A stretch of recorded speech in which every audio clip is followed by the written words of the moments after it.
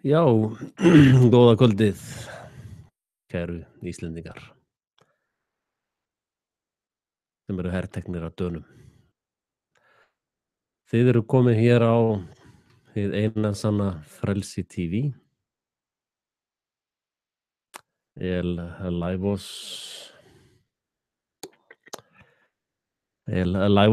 Show. Ég hef nú ekki gert vídeóleiki eins og þið hafa tekið eftir. Það er bara mjög mikið að gera hjá mér, fjölskylda og næturvaktir og einhver önnur ævintýramennska svona. En það er ekki eins og heimurinn stöðvist þó að ég sé upptekinn. Það virðist allt ganga ágætlega þótt ég geri ekki neitt. Reyna að taka aðeins rykið af kamerunni. En það veit bara ekki alveg hvar ég á að byrja. Svo mikið búið að gerast. Ég held ég byrji bara í útlöndunum. Byrji Las Vegas shooting. Og ég ætla að pröfa að séra á skjánum. Þið vitið náttúrulega ef að sérið klikkar eitthvað þá kem ég hratt tilbaka. En Google er nú eitthvað búin að vera að debugga þetta fyrir mig. En ég var á Harmagedón og þar var ég að tjá mig Vegas og ég sagði strax að þetta væri hoax. Af því að ég sá einfaldlega öll einkenni á hoaxi. Og síðan var ég spurður Texas, það var hoax. Og Texas var er sem sagt framkvæmt meira hægra megin frá. Og eftir að ég var í þessum ágæta útvarpsþætti þá hef ég fengið töluvert mikið af nýjum upplýsingum. Og þannig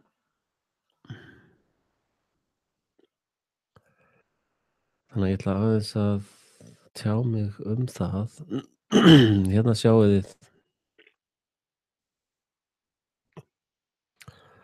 Sjáið þið þetta festival Mandalay Bay og Luxor. Og ef við skoðum kortið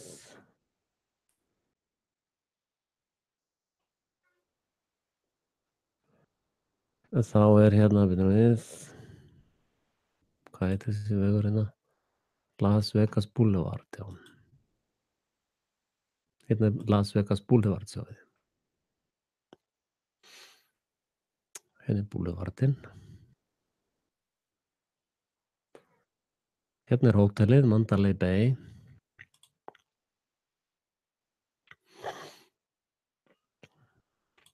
Og Luxorinn er fyrir ofan.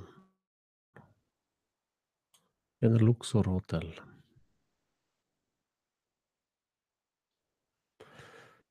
Þetta snýr sem sagt omvendt. Okay.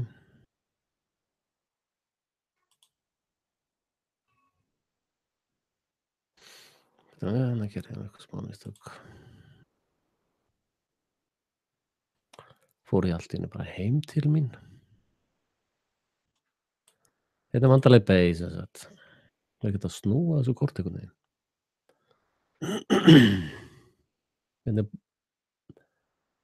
Boulevard. Og þannig að sem sagt Gills Street, finnum það.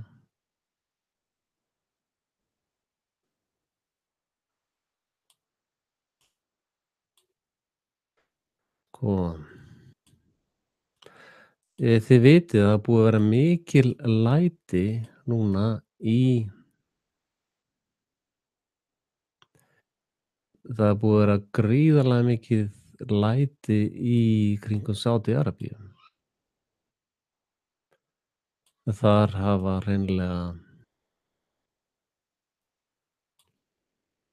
prinsar verið drepnir. Það var, einhver prins sem var hljóp um borð í helikópterinn sinn og var að fljúga úr landi, flýja og hann var skotinn niður og drepinn rétt áður en hann kom yfir landamærin.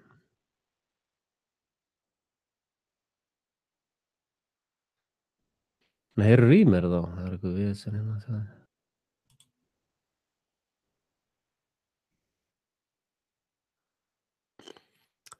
Hérna, sjáið öll vel og já, ókei. Sjáið öll og heyriði vel. Gott að fá upplýsingar um það. Það er nú svolítið verið að horfa. En allavega, ég finn nú ekki alveg hvar tónleikarnir voru. Já, hérna er Harvey Street, já. Ókei, nú var ég ekki að leita að því. Nei, ég var að leita að Gill Street. Beint fyrir fram á Luxor, já. Ókei. Luxor er hér. Hérna er Gill Street, já, hérna sjáðu. Einmitt. Það var sem sagt verið að skjóta héðan og hingað inn í þennan ramma hér. Dun, dun, dun, dun.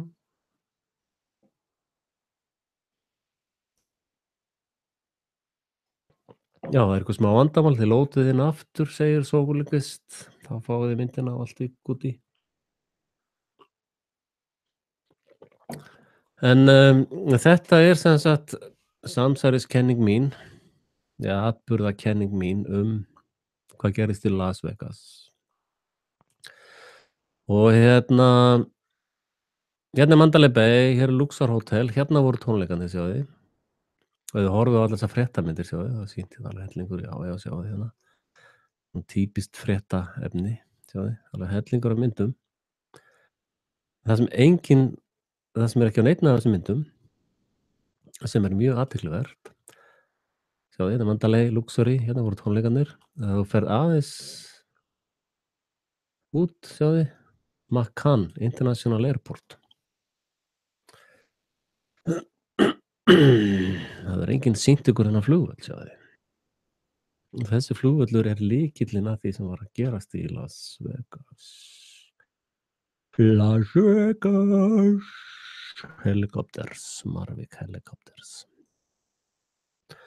Það var alveg morandi af helikopterum þarna yfir. Sko, kenningin er þessi að náttúrulega hérna á þakinu á Mandalay Bay, efstu hæðirnar,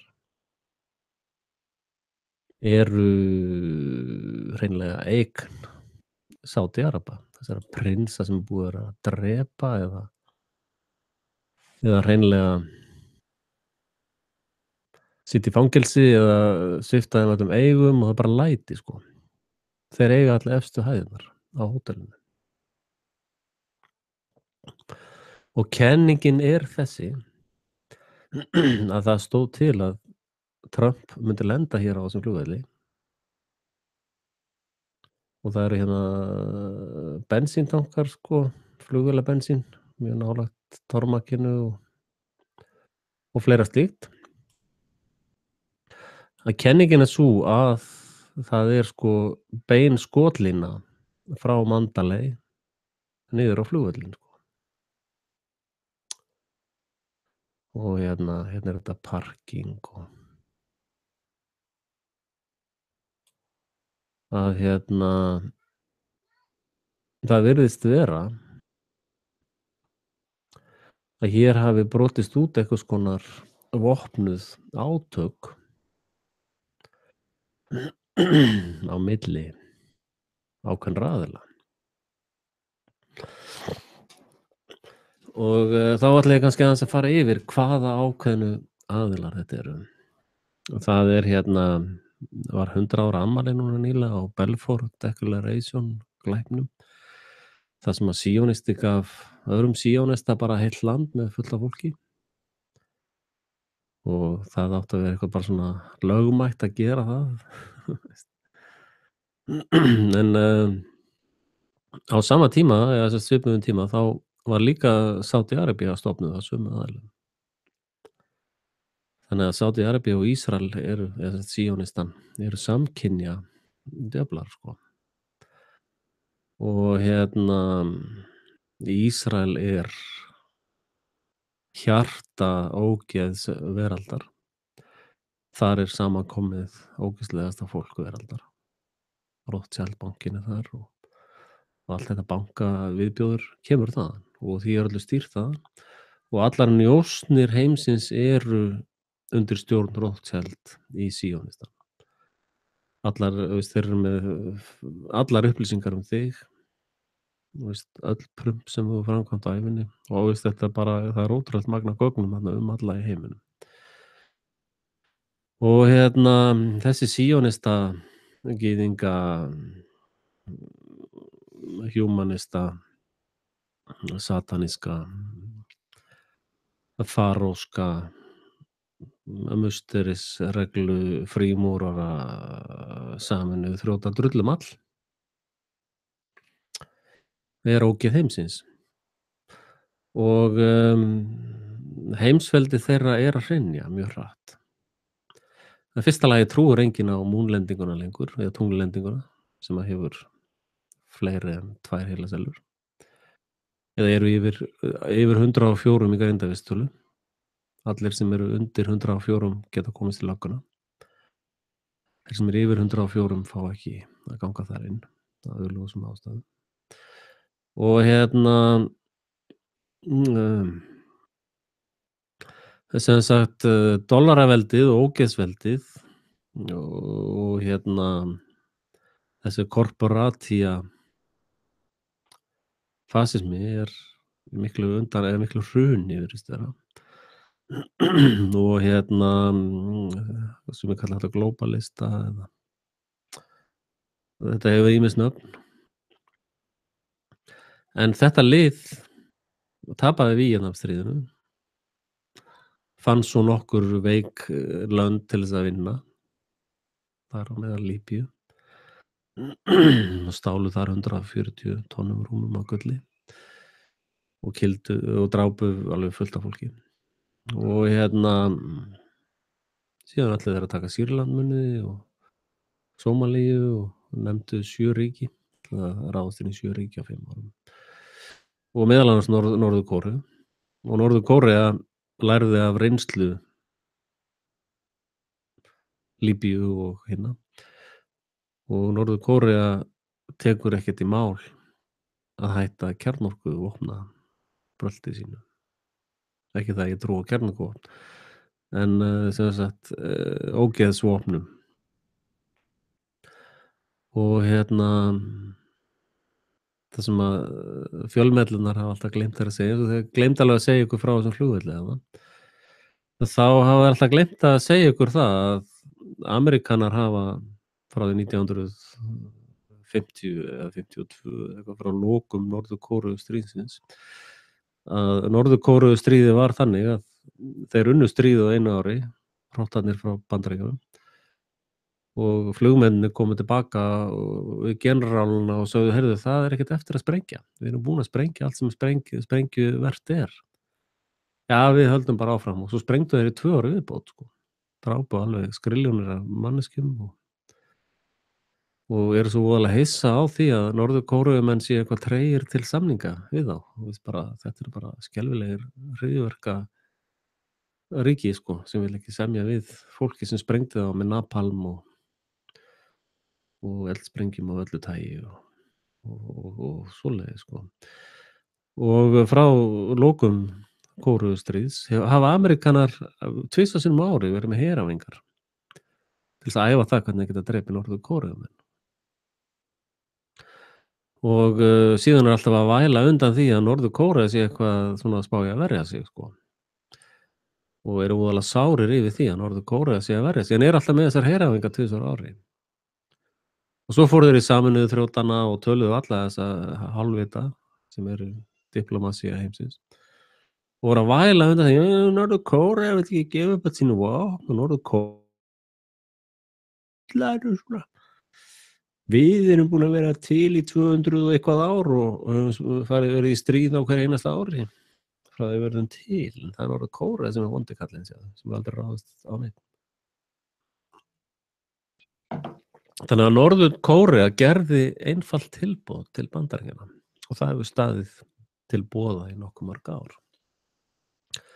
Þar sem Norður-Kórea sagði við Ameríkana og Sameinuðu þrjóta drullumallið: Ef að þið hættið þessum heræfingum við landamæri okkar og fljúgandi yfir svona grensurnar hjá okkur, þá skulum við hætta þessum kjarnorkubrölti okkar.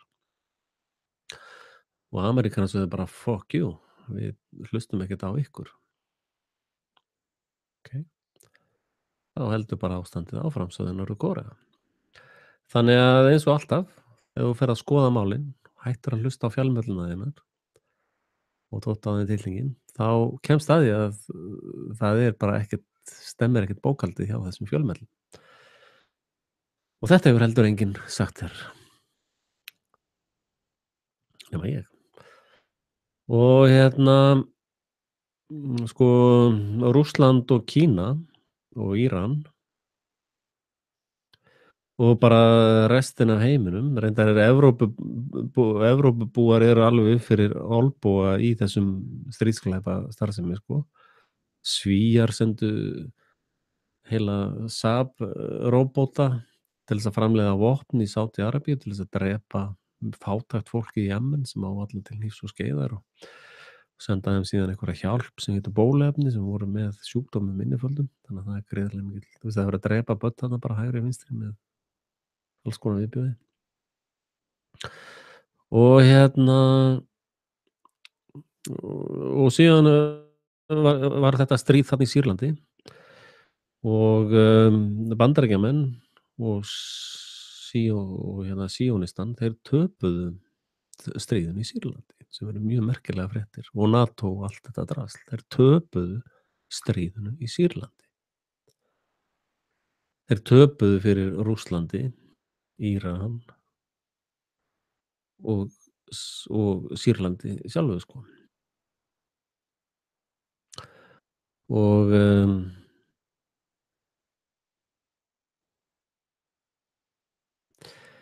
það í kjölfarið á því að þeir tapa þessu stríði og undir lok stríðsins í Sýrlandi, sem er mjög athyglisverður punktur, takið eftir honum, að þá voru hersveitir eða málaliðar Pentagon og málaliðar CIA að berjast, drepa hvorn annan. Og það eru rosalega merkilegu punktur að það sé þannig að CIA sem að drápu Kennedy, sem er bara gaurarnir sem eru sjáum allan eitulega innflutning heimsins, eru með mansal og til dæmis í þessum stríðum í Írak og Sýrlandi, Sýrlandi og Líbíu og víðar, þá veit ég hvort þið vitið það að við Vesturveldin, NATO og kom, og þar fara fremstir hvítu hjálmarnir svokölluðu. Sko, hvítu hjálmarnir eru gott dæmi svona NGO dæmi, þar sem að hluti af hvítu hjálmunum eru viðbjóðslegir manneskjur, bara viðbjóðslegustu manneskjur sem þú getur fundið og þar á meðal líka læknar án landamæra og allt þetta helvitis pakk. Að þegar búið er að sprengja eitthvað hverfi í löndum eins og í Sýrlandi eða þessum löndum sem verður að bomba til helvitis, þá mæta hvítu hjálmarnir eða læknar án landamæra eitthvað slíkt, finna fólk sem er ennþá lifandi, sérstaklega börn, og skera úr þeim öll líffæri og hirða úr þeim beinmergin. Ég veit ekki hvort þú veist af því að líffæri úr dauðri manneskju er einskis virði og ég hef heyrt vitnisburði það þar sem að sérstaklega ein móðir sem er mjög sem að átti son sem var að leika sér að byssunu á heimilinu og skaut sig í höfuðið en lifði það af og sjúkrabíllinn kom, tók barnið og var að keyra það á spítala og móðirin er mjög harðfylgin og komst að því að barnið hennar var sprautað niður í sjúkrabílnum í svona lömunareinkennis sprautum þar sem að barnið var lamað og og síðan var komið á spítalan og þá var eitthvað svona kettling þar sem að eitthvað svona bimbo sem var alltaf Hún sagði að hún var svona alltaf að sverma í kringum okkur sko, eins og hrægammur. Og svo kom í ljós að hún var fulltrúi svona líffærasölu apparatsekus. Og og þeim sem sagt, faðir drengsins var eitthvað veikur fyrir kellingunni sko, bimboinu. Og einhvern veginn atvikaðist það þannig að það var ákveðið að gefa líffærin úr syninum. Og á spítalanum var honum tvisvar, þrisvar gefin lömunarlyf. Þannig að hann leit út fyrir að vera dauður en hann var bráðlifandi og sennilega meðvitaður. Og síðan voru bara líffærin skorin úr honum og beinmorgurinn þurrkað upp og farið og síðan fóru leifarnar í gröfina. Og margt af þessu komst móðurinn að eftir á sko, með harðfylgni að fara yfir skýrslur og fleira slíkt. Og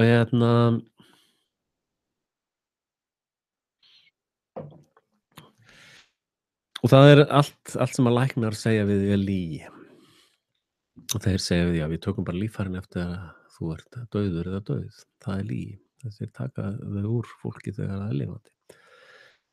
Og til dæmis eitt svona unglingsbarn aðeins eldra barn í þessum stríðum, Írak, Líbíu eða Sýrlandi eða hvar þetta er.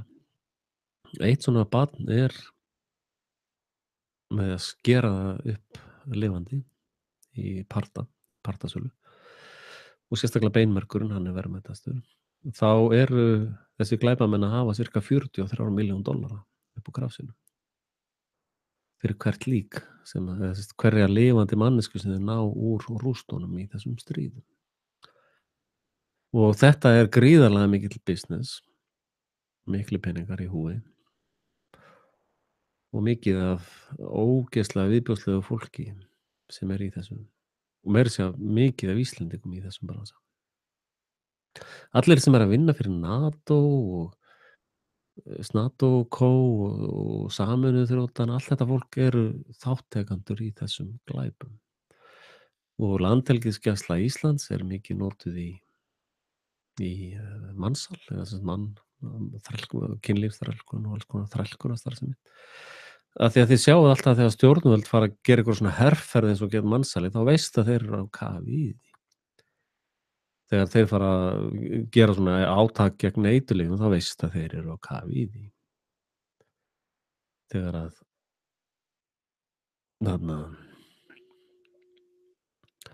stríðið gegn hryðjuverkum byrjaði, þá vitum við að þeir sem voru í því voru allir hryðjuverkamenn. Hvað heita, Shock and Awe, nei, hvað heiti eiturlyfjastríðið í Bandaríkjunum? War on Drugs eða hvað sem er. Það var bara að því að sko eins og þið sjáu í þessum fölsku fánum, það er alltaf æfingar bókaðar á sama tíma og þessir atburðir gerast. Og ástæðan fyrir því er að einhver spyr, heyrðu, af hverju er allt þetta dót hérna? Af hverju er bíll hér og bara fullt af þessu hér og af hverju er þetta svona? Þá getur alltaf því, já, heyrðu, þetta er bara æfing, sko. Bara rólegur. Og það er ástæðan fyrir því. Og sama ástæðan er fyrir því að það er war on terror. Það eru þessi terroristandi sjálfur sem er í war on terror. Og drug war var líka til þess að valdstjórnin næði tökum á eiturlyfjastríðinu og svo víðra og svo víðra og svo víðra. Þannig að það virðist vera að hún Flipton, hún er CIA hóra og Trump er Pentagon nagli. Og stríðið er á milli þessara tveggja afla, CIA og Pentagon, svona með alls konar birtingarmyndum af því. Og CIA megin eru alls konar svona Blackwater og einkaherir og fleira slíkt ógeð þeim megin. Og sko CIA mafían, sko CIA er skipulögð glæpasamtök Íslenska valdstjórnin eru deild í CIA, alþjóðlegu glæpasamtökunum, ásamt því að vera náttúrulega í þessum Central Bank glæpasamtökum. Og það virðist vera að ákveðinn hópur af fólki bara einhvern veginn fékk nóg. Bara, þú veist, hvað erum við að gera hérna? Og það virðist liggja meira Pentagon megin. Fólk í Pentagon virðist hafa aðeins meiri siðferði og samvisku. CIA fólkið hefur ekki, það er bara psykopata stofnun sem drap Kennedy, sko. Og við drápið á Kennedy, þá, þið vita, Kennedy sagði nokkrum dögum áður en hann var drepinn að hann ætlaði að leysa CIA upp í 1000 mola. Og þið vitið af hverju það var, eða ekki? Það var ástæðan fyrir því var að CIA fór af stað með stríð í Kúbu sem enginn hafði gefið þeim leyfi til þess að fara í. Þeir bara byrjuðu sitt eigið stríð. Og í Kúvait, með Kúvait stríð, það var startað af CIA líka. Það var hermaður sem vitnaði það sem ég heyrði um vitnisburðinn. Hann sagði við vorum með dróna, við settum þá upp í himininn, þegar vorum komið svona sirka á svæðið sem okkur var sagt að fara á, þá tók CIA yfir og hittist svo vel á að þetta gerðist á nákvæmlega sama tíma og Saddam Hussein var sakaður um að sprengja, senda flugskeyti eða sprengjur á Kúvait. Það var CIA sem gerði það. Og þegar þeir voru í Kúbu þá fór CIA bara byrjaði sitt eigið stríð á nokkura heimilda eða neins inn í Kúbu. Af því að þar voru mafían, kúbanska mafían og Flórída mafían, og þeir voru að tapa fullt af peningum út af þessum helvítis kommunista honum hann. Hvað heitir hann? Kúbuforsetinn hann? Castro. Þannig að CIA er náttúrulega mafía og þeir voru bara að verja sína mafíuhagsmuni. Og Kennedy, sem virðist vera einn af þessum fávitum sem með samvisku, hann stoppaði air support. Sem sagt, CIA fer svona af stað og byrjar stríð, sko, og svo er bara, við erum að hjálpa ykkur að senda flugherinn og gera þetta, og Kennedy sagði bara nei, absolutt ekki. Og þetta er þessi falska fánaaðgerð sem hægt er að lesa um. Og CIA tapaði fullt af hálaliðum og mannskap í þessu. Að Kennedy neitaði að senda ólögmæta, hann neitaði að taka þátt í ólögmætum stríðsaðgerðum. Og CIA voru nú ekki kátir með það, þannig að þeir drápa. Og það voru 8 leyniskyttur sem skutu á Kennedy og hitti ekki raskat. Þangað það var einn niður í ræsinu og þeir stoppuðu bílinn, hann stoppaði alveg bara beint fyrir fram á ræsið og þar var hann skotinn. Og allir CIA, eða sem Secret Service, voru allir búin að draga sig frá honum. Þannig að hann var alveg sitting duck kaldri. Og síðan hefur bara CIA verið í skipulagðri glæpastarfsemi um allan heim. Og íslenska valdstjórnin er lítil deild í þessu apparati. Og það er ástæða fyrir því að lögguhaugar Íslands vilja ekki fara í lyfjapróf eða valdstjórnin yfir höfuð. Þetta er alltaf útspýtaðir fábjánar. Og og þessum öflum lenti saman þarna í Las Vegas. Las Vegas.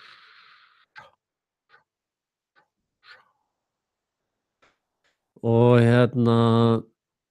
Trump fór til Japan í staðinn fyrir að lenda hér á þessum dauðarampi hér. Þá fór hann til Japan, talaði við Japani. Japanir sögðu já, já, við stöndum með þér gegn CIA glæpamafíunni. Síðan fór hann eitthvað annað þarna, fór hann ekki í Suður-Kóreu eða var að þvælast þarna allt og svo fór hann til Sádi-Arabíu. Og þar talaði hann við sennilega valdamesta einhvern af þessum greifum þar og hefur sett þeim afar kosti. Annaðhvort tekur þetta illgresi úr sambandi sem er tengt CIA eða við sprengjum því til helvítis. Og á sama tíma það sem sagt er bein skotlína frá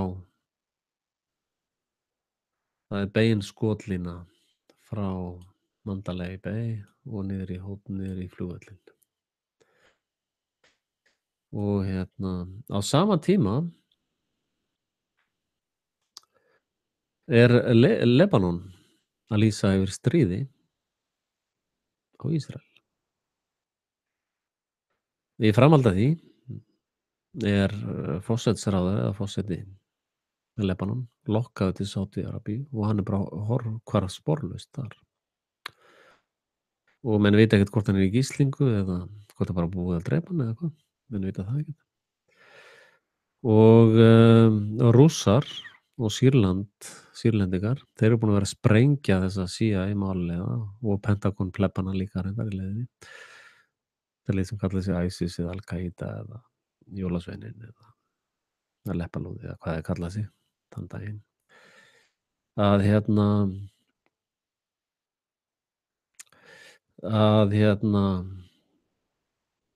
Rússar og Sýrlendingar og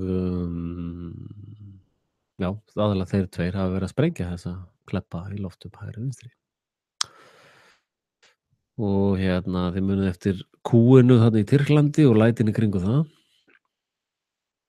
Það tengist því náttúrulega að Tyrkir töpuðu líka stríðinu fyrir Sýrlandi.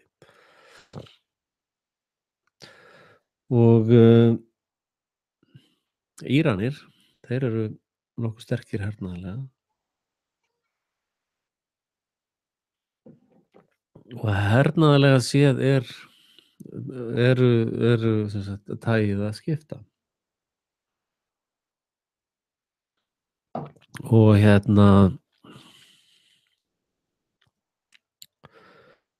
sko, eins og ég sagði þessi þríhyrningakenning sko, á meðan að það eru þrjú öfl í heiminum, Rússar, Kínverjar og Bandaríkjamenn, eða sem sagt NATO-draslið. Og þegar að tveir er að kljást, þá er þriðji voðalánaður og er svolítið mikið stikkfrí. Og Trump fór að talaði við Kínverja líka.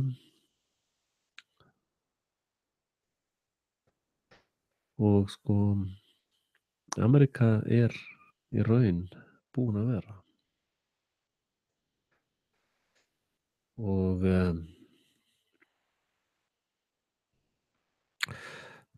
Mossad, Ísrael opnaði núna bara í þessum mánuði síðasta opnaði skrifstofun í NATO og bara komið með skrifstofu þar. Að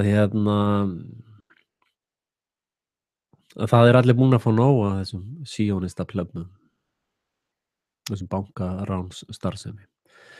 Og ástæðan fyrir því allir að espa því að hata múslima er að þeir muna það sem henni kristnu hafa gleymt, að usury, okurlána starfsemi, er viðbjóður og er krabbamein í mannlegu samfélagi. Og þessna eru hatursöflin gegn blessuðum múslimunum fjármögnuð af þessari drullu mafíu. Og og þeir sem vinna fyrir þessu öfl, NATO og Co. eða Sameinuðu þjóðanna eða Alþjóðagjaldeyrissjóðinn, þeir borga enga skatta. Þeir eru með international vegabréf, eða þeir sem eru með diplómatapassa, þeir sem eru í diplómasíunni. Og þeir eru yfir öll lög landanna hafin. Það er engin lög sem að gilda þetta fólk. Og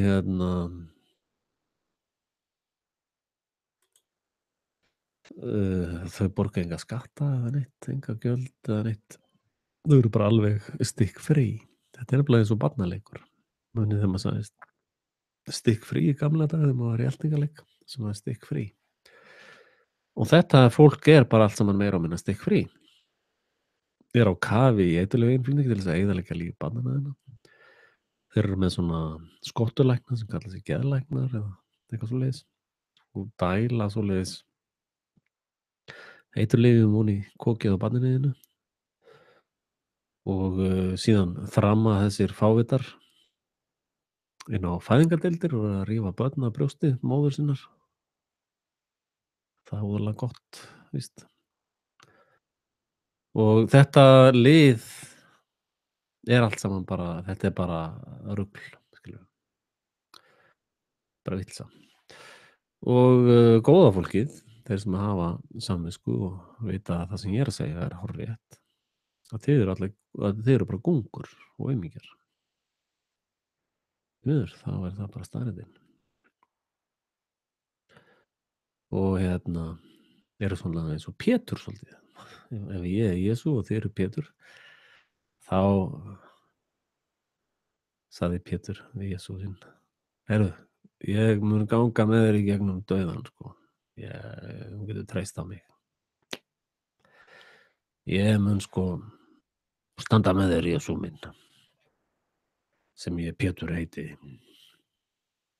Og svo bara við fyrstu ágjöf þá fór fólk að segja: heyrðu, varst þú ekki með honum Jesú hérna? Ha, nei, ég veit ekkert hver þetta er. Hvað meinarðu? Og þannig aumingi ert þú. Þú ert svona Péturs aumingi. Og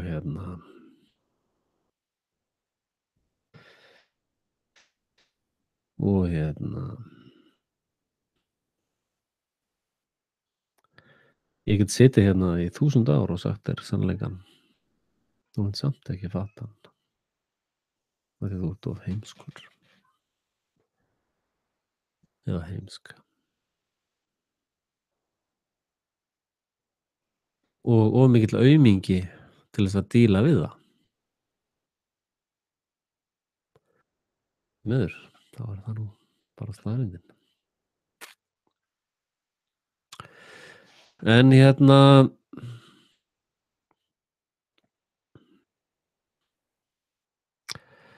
sem sagt, Sýrland skaut niður ísraelska herþotur. Og það var 1 eða 2 sem þau skutu niður. Líbanon er búið að lýsa yfir stríði við síónistan. Og Norður-Kórea heldur bara sínum kjarnorkuvopnum og gefur öllum NATO og Co. pakkinu fingurinn. Netanyahu, síónasta plebbinn, hann er á leið í fangelsi fyrir spillingu. Hillary Clinton og hennar pakk er allt saman á leiðinni í fangelsi fyrir spillingu og skipulagða glæpastarfsemi. Og ég spái því að Hillary Clinton mun fá dauðarefsingu áður en yfir lýkur. Og þetta pakk, þessi drullu kaka,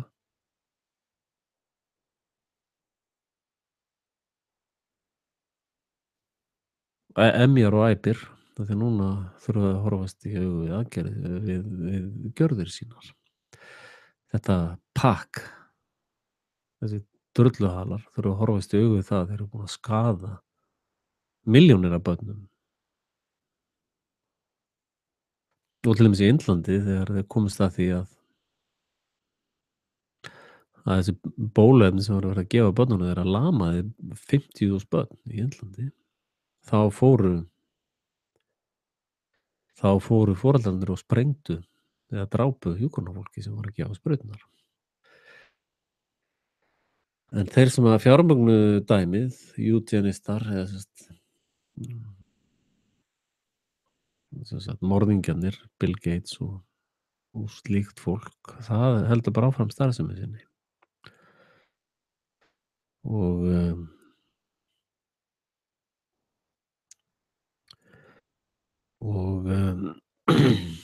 ég myndi ekki vilja vera í hjúkrunarbransanum þegar þessi vitneskja brestur út, sko.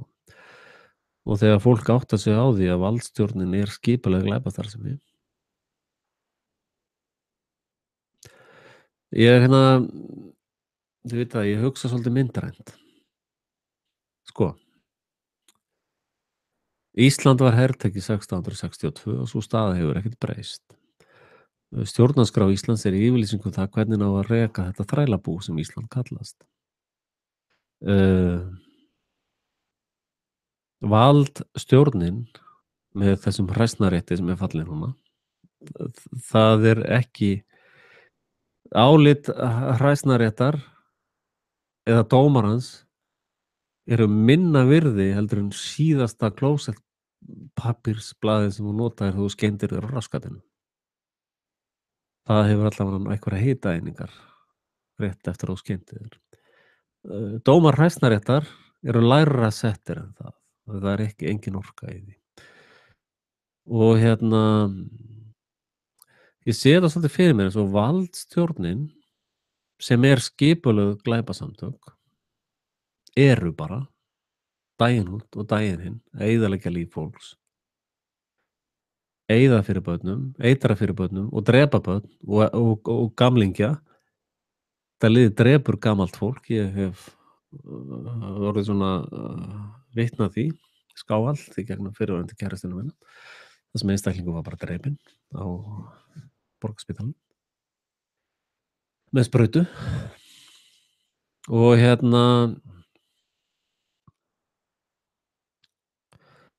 tapaði þræðina með þessu. Þannig að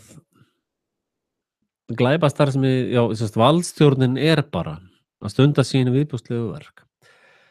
Til dæmis pröfaðu eitt, taktu 500 millilítra eða hálfan lítra af vatni, settu það í plastpoka hjá þér, settu smá salt út í, þá ertu komið með það sem heitir saltvatn.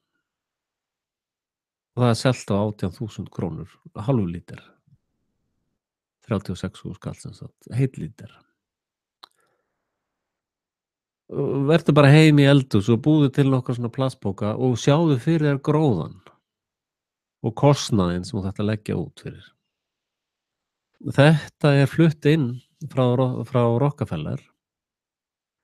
Sko, Engeyjarættin er Rockefellerætt, umboðsmenn Rockefeller. SO stendur fyrir Standard Oil. Og valdstjórnin og glæpa fyrirtækin í kringum hana, henni er alveg sama hver á Alþingi. Og sama með Seðlabankanum. Þeim er alveg sama hver situr á Alþingi. Þú ert alltaf að horfa á Alþingi og ríkisstjórn og Alþingi og ríkisstjórn og Austurvöll og húsi með dönsku krónunni og þú veist ekki hvað það þýðir einu sinni. Þú ert svo heimskur.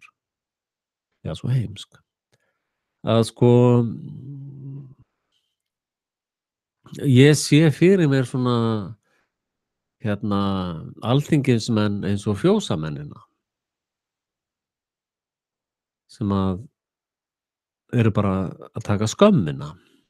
Það er svona hópur af fólki sem rennur að þeim gegn. Það eru svona hirðfífl Danakonungs, blaðrandi og þvaðrandi allan daginn, hafi raun engin völd, sko. Forsetinn getur bara vítóað lög, sko. og dómararnir sitja bara sín eigin lög. Þú veist, dómararnir fara ekkert eftir því sem Alþingi segir einu sinni og, ráðuneytismafían setur bara reglugerðir hægri vinstri, bara svona meira að segja reglugerð til þess að stoppa einn mann, sko, eða eina manneskju, eða eyðileggja líf einnar manneskju, þá skrifa þeir bara reglugerð til þess að rústa því lífi. Og á meðan þú ert að horfa á hirðfíflin á Alþingi, þá heldur bara glæpastarfsemin áfram og mylur undir sig saklaust líf og eyðileggur fjölskyldur og lítil börn og bara viðbjóðurinn og ógeðið í kringu það. Þetta er humanisminn. Þetta er djöfulsríkið sem að þú þarft nú ekki að lesa mikið í gömlum bókum til þess að átta þig á hvernig hann er. Nema náttúrlega þú getur ekki lesið einu svona bók að þú ert svo mikill helvítis hálfviti. Veist, það er þetta að senda þér alla visku heimsins og þú bara prumpar, sko. Veist, þú bara ræður ekkert við visku einu sinni. Þannig að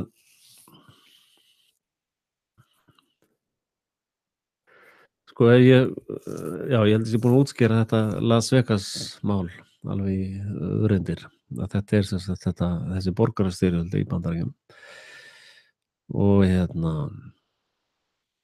og það á eftir að sjá hvernig það fer og já,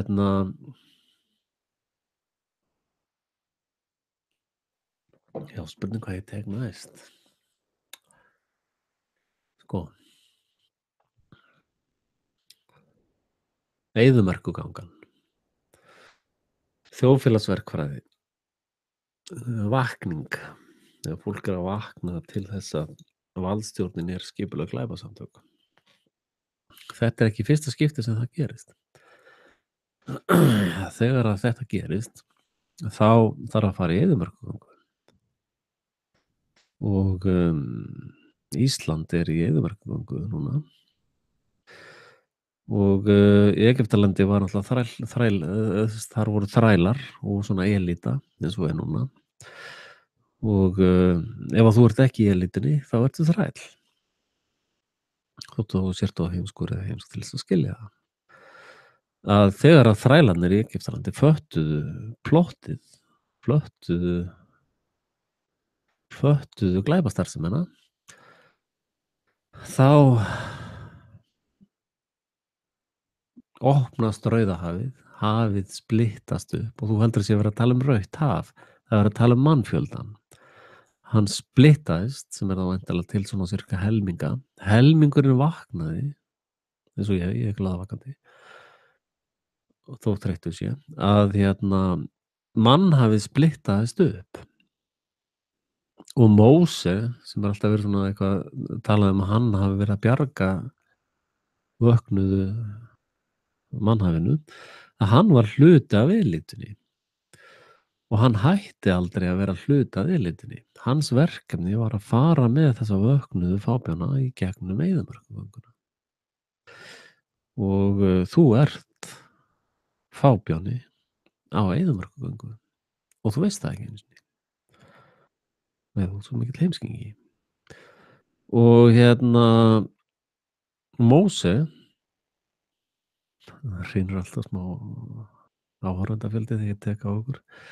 En sko Móse, hann var alltaf að tala um fyrirheitnarlandið. Fyrirheitnarlandið, já, ef við fáum Vinstri græna í ríkisstjórn, þá verður bara fyrirheitnarlandið, sko, ef við fáum þetta, já, þá verður sko fyrirheitnarlandið, bara, við verðum að drífa okkur, sko, bara, já, ef ég vinn mikið og fyrir skóla og fæ góða menntun, þá kemst ég í fyrirheitnarlandið, það verður svo gott og bara vellar mjólk og hunang og bara, það er svona pólitísk lygi og blekkingastarfsemi. Síðan fer fólkið að þramma á eftir blekkingunni fyrirheitnarlandinu. Og það tekur sko frá Egyptalandi inn í þetta svokallaða fyrirheitnarland, það er 2 vikna gangur, sko. En þau voru 42 ár að þramma um eyðimörkinni. Og ef þú ferð að horfa á líkingamyndina af þessari eyðimörkugöngu við nútímann, að þá sérðu að þetta voru 42 ár sem er svona táknmynd upp á kynslóð, eina kynslóð. og með því að vera alltaf að rambla í eyðimörkinni þá náttúrulega var ekki hægt að sinna gamla fólkinu þannig að það dó mjög hratt út. Og náttúrulega ef þú ert þrammandi á hverjum degi í eyðimörkinni þá geturðu ekkert sinnt börnunum eða setið með þeim eða eða passað upp á börnin, þín eigin börn sko, þú ert alltaf að þramma eitthvað eftir einhverju fyrirmælandi og með einhvern svona elítu plebba sem að kalla þessi Móse í þessu tilfelli. Það er svona já, move on og bara, þú veist, og eitthvað svona. Og og á sama tíma var alltaf þetta manna. Það var sem sagt bara matur sem að bara var sagt að hefði fallið að himnum. Og það er þetta velferðarkerfi sem við höfum.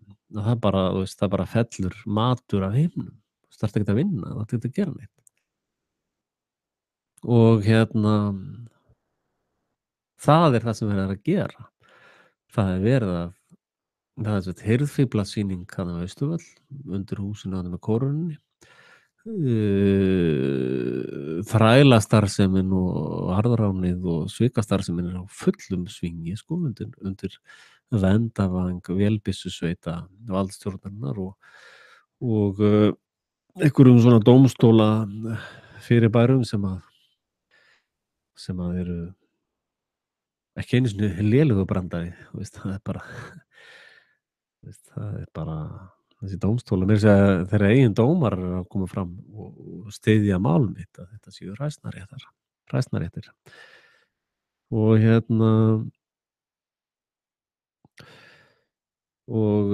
síðan er bara þrammað áfram í eyðimörkinni og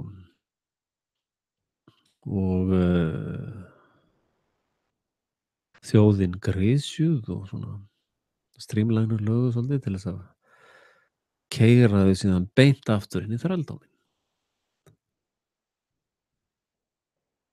Það er það sem er að gerast með þig og þína fjölskyldu og börnin þín nema þú sért hluti af elítunni. Og þá er það ekki bara elíta eða elíta sko. Það er það það er ekki allir elítumenn sko. Það talaði um að 1% muniði, 1% sem á allt. En það er 1% af 1% sem að ræður öllu og rúlar öllu og á allt. Og það er fólk sem þú sérð aldrei. Þegar að menn er að tala já, ríkustu menn heims er hann Billy Gates eða ekki og svo er það Branson, hann er rosa ríkur og svo er það þessi, hann hvað heitir gamli kallið með íspinnan, hann er líka rosa ríkur sko. En það hefur enginn sagt þér frá fjölskyldunum sem eiga peningaprentvélarnar. Þú verður alltaf ríkar en það að eiga peningaprentvél. Og það eru fyrirbæri eins og Rothschild og Morgan og Warburg og Rockefeller og þessar fjölskyldur bara sérðu ekki. Og þetta eru guðlegar verur, skilur. Og þetta fólk borgar aldrei krónu í skatt. Og já,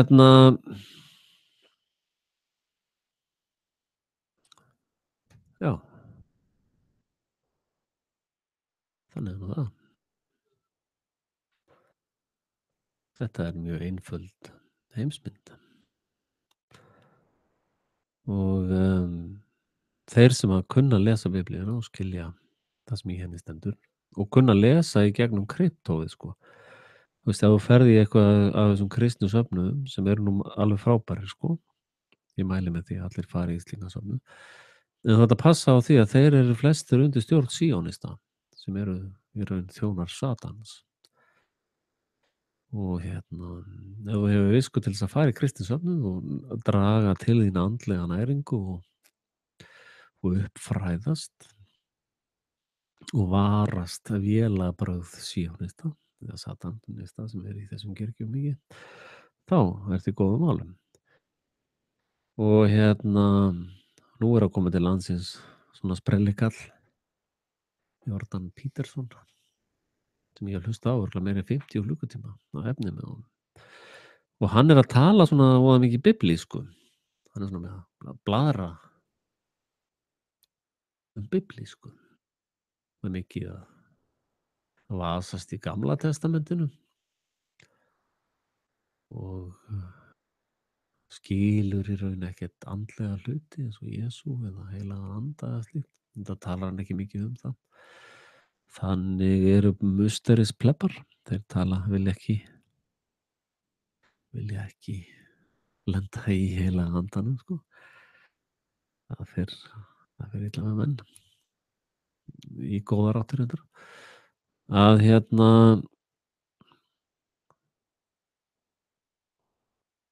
þessi sprellikall, Jordan Peterson, hann er svona einhver tilraun humanista dauða kvöldsins að reyna að stela einhverju svona lífi frá okkur hinum kristnum sem að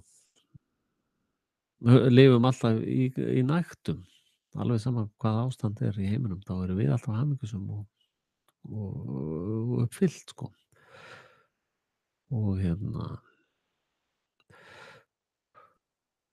og Bakkabræður, sagan af Bakkabræðrum er svolítið saga Peterson, þar sem hann er að reyna að taka ljósið inn með mjöltafötum, með mjólkurfötum og það er Jordan Peterson, hann er svona Bakkabróðir og hann ætlar að kenna þér að taka ljósið inn í heimilið með fötum. Það fyrirgefi að ég er svolítið þreyttur, ég er búin að vera að vinna næturvakt alla helgina. Þannig að það er svona helgardagur hjá mér í dag.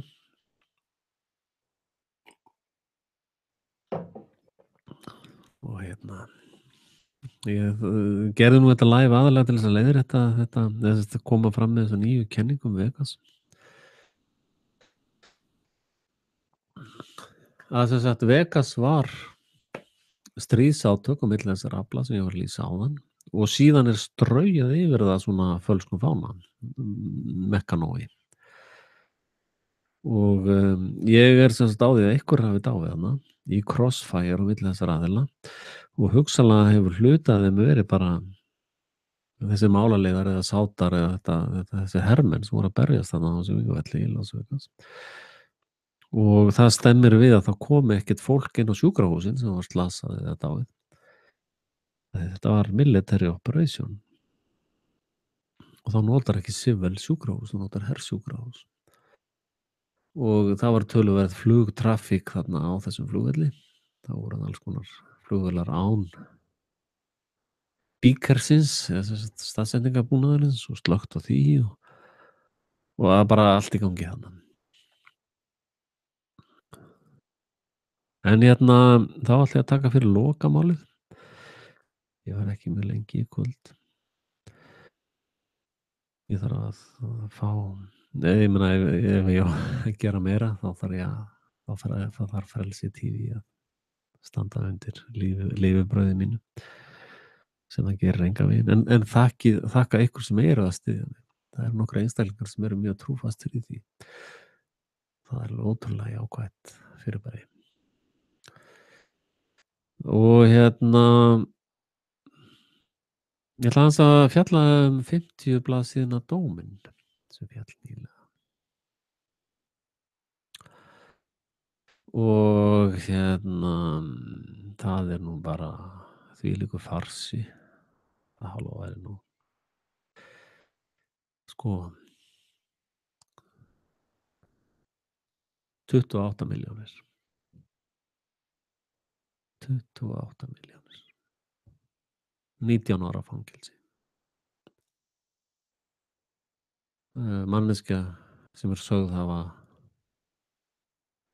verið kyrrt og drukknað á sama tíma.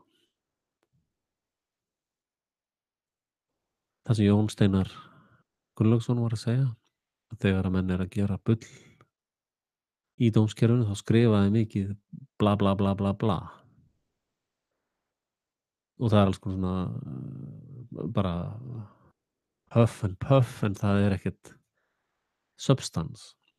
Og ef þið hafið lesið þennan 50 síðan dóm þá sjáum við að það er bara nákvæmlega það sem Jón Steinar Gunnlaugsson er að segja. Og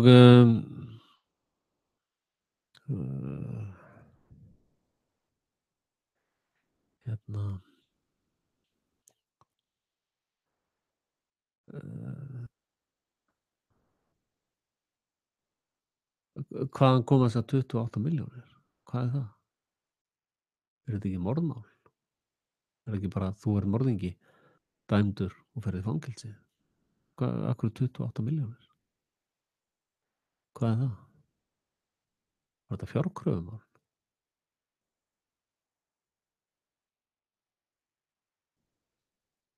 Aðstandendur báðu um ákveðna fjárupphæð og fengu ekki einu sinni 50% af því, fengu 40% af því eða 30%. Er það ekki móðgun? Nei, nei, nei, þetta er ekki svona dýrt, sko. Og þessi lögfræðingasirkus á að kosta 21 milljón og það ert þú sem borgar það, sko, ríkissjóður. Og 19 ára fangelsi er ekki samkvæmt neinum lögum á Íslandi. 16 ára er hámarksrefsing á Íslandi. Og það hafa tvisvar sinnum verið einstaklingar dæmdir í svona furðulega mörg ár. Ein hollensk eiturlyfjasmygglari var dæmd í 21 ár. Og svo þessi furðudómur með 19 ár.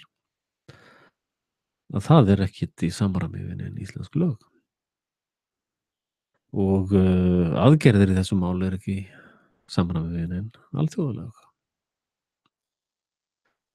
Og það sem þið heyrið hérna á Frelsi TV staðfestist ótrúlega oft síðan í mjög náinni framtíð.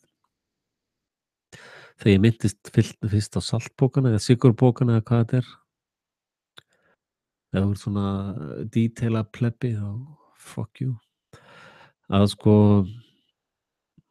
þú veist, eftir að ég talaði það hérna, þá allt í einu byrjaði umræður út að sögja. Við getum nú ekki framleitt hérna á Íslandi þessa poka með smá sykur úti. Við getum ekki framleitt það hérna, sko. Síðan var þetta ekkert úr því, sko. Og síðan talaði ég um það munið, frægu vídeó með það sem ég talaði um að rafmagn landsins rynni bara í sjóinn án arðsemi fyrir Íslendinga. Skömmu síðar kom fram að þannig hefur þetta alltaf verið. Það er eitthvað leyndamál rafmagnsverðið. Það er bara gjöf. Veist, það er ekkert verið að rukka fyrir rafmagni einu sinni. Og svo kemur að ljós að þetta líður ekki að borga neitt til samfélagsins.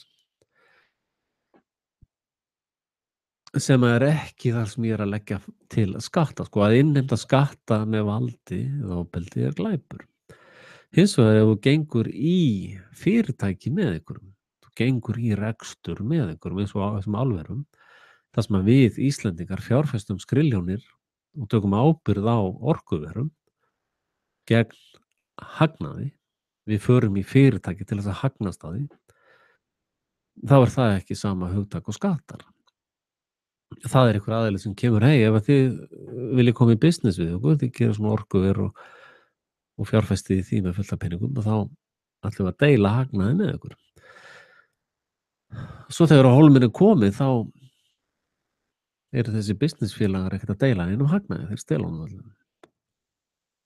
Og Íslendingar sita bara heima að runga sér yfir Dallas sjónvarpið, sko.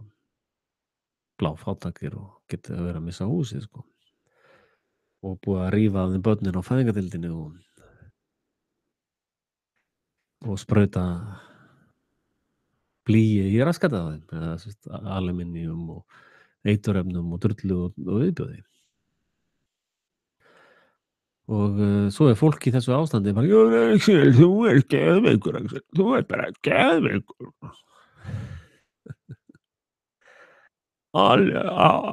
Þungamálmar og ál eru góðir fyrir okkur. Það er gott að setja kúli í hausinn á sér. Það er heilbrigðis aðgerð.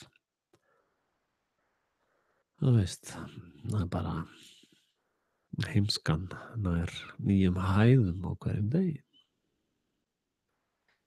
Og það er alveg sama hvað ég segi, það breytir, eða þess að reyndar er ég að benda hér á punkta sem hafa heldur betur farið inn í umræðuna.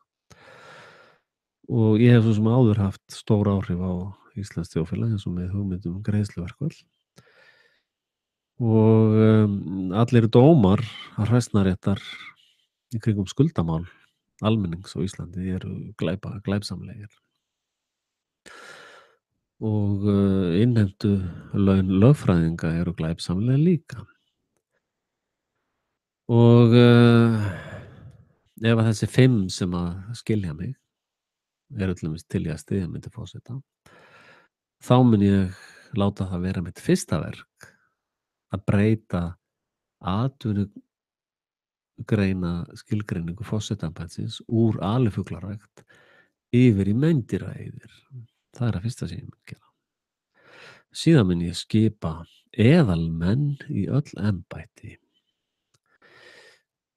Sturla Jónsson mun ég skipa samstundis sem ríkislögreglustjóra og,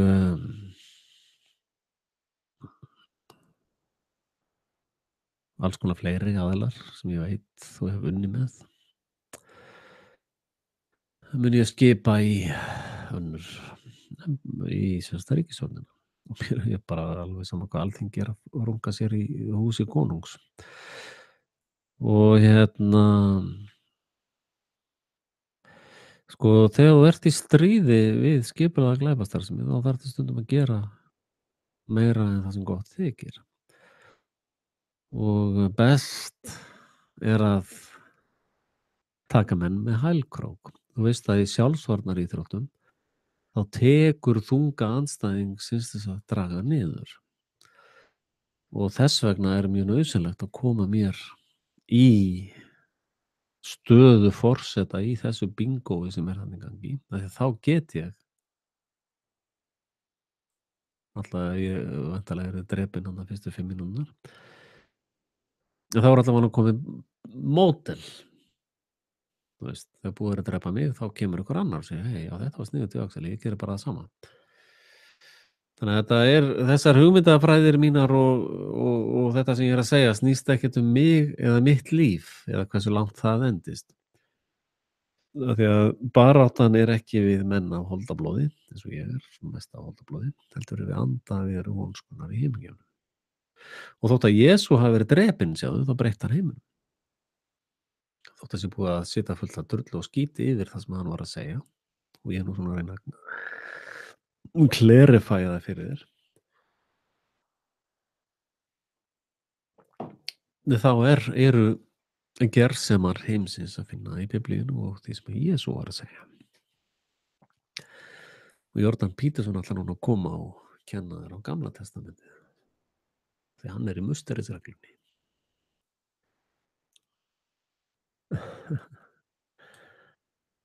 Gjaldþrota, satanísku Babylon kerfi sem búið að margreina 100 milljón sinnum og aldrei virkað.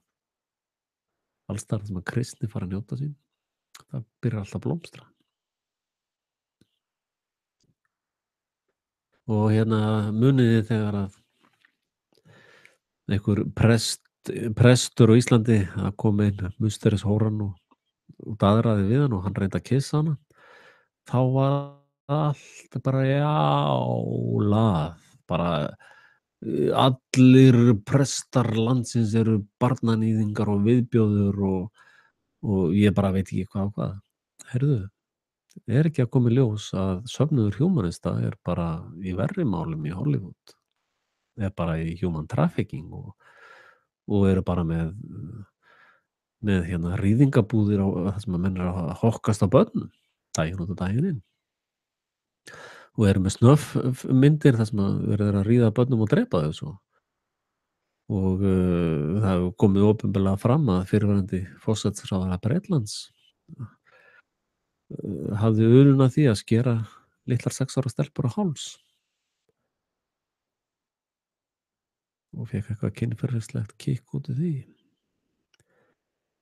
Humanistanir eru ekkert að segja frá þessu. I wonder why. Að öll mannanna kerfi eru viðbjóður og ef þið hafið lesið hina biblíuna eða hina bókina sem ég hef stundum bent á sem er hérna Protocol Learn Elders of Sion. Þá sjáið þið að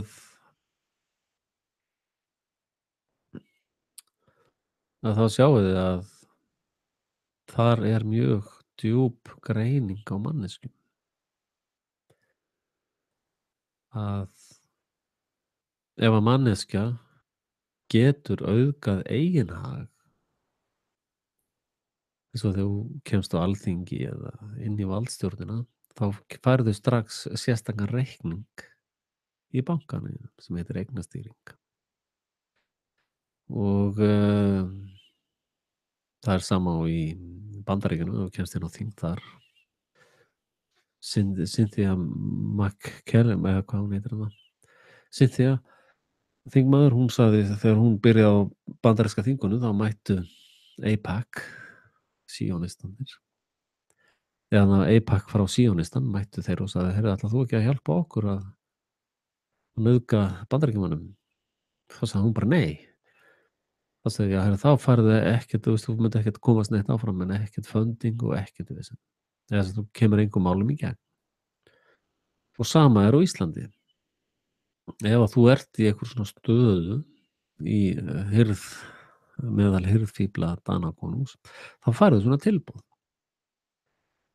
Og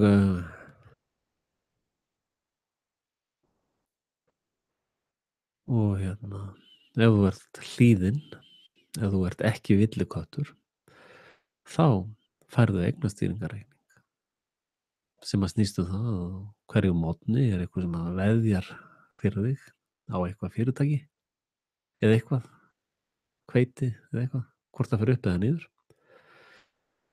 Og í lok dagsins, ef að það var vinningur af veðmálinu, þá færð þú hagnaðinn. Ef það var tap á veðmálinu, þá var það bókfært á lífeyrissjóðinn. Og hérna, þá veistu hvert lífeyrissjóðspeningarnir þínir fara. Og á meðan að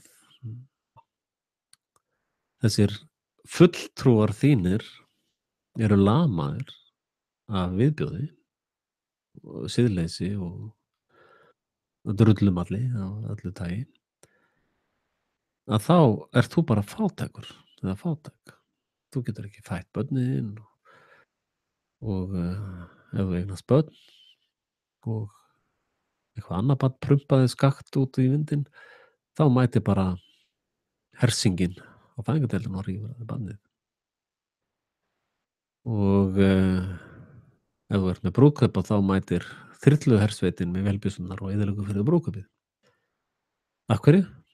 Það er bara, við getum gert það. Þetta er bara viðbjóður. Þetta fólk, ef þú getur,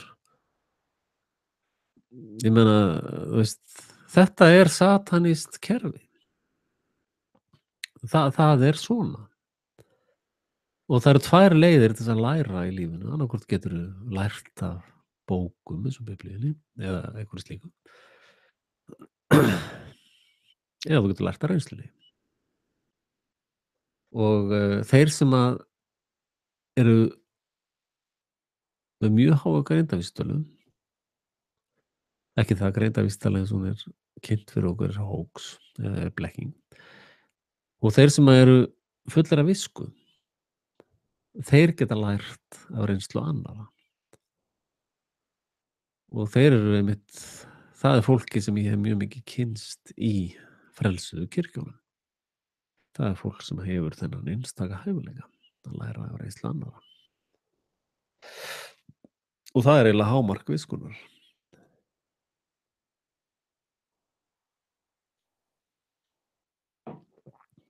Og hérna, nú eru þessir plebbar að reyna að setja við einhvern nýjan dómstól sem heitir, hvað heitir hann? Það byrja verið með hræsnarétt og hvað heitir hitt? Það er drusluréttur eða? Nei, ég veit það ekki.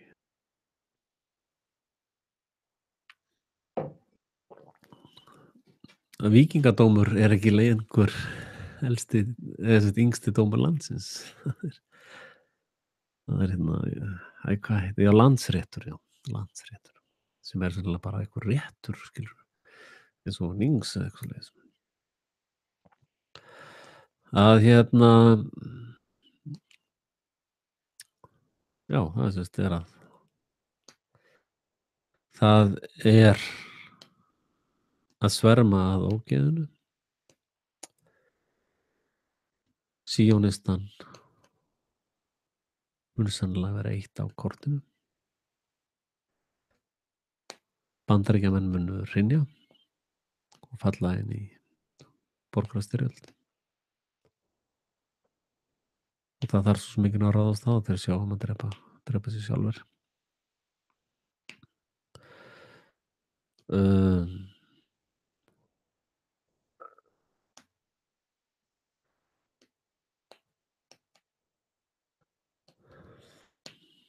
Rússland, Kína og Íran munu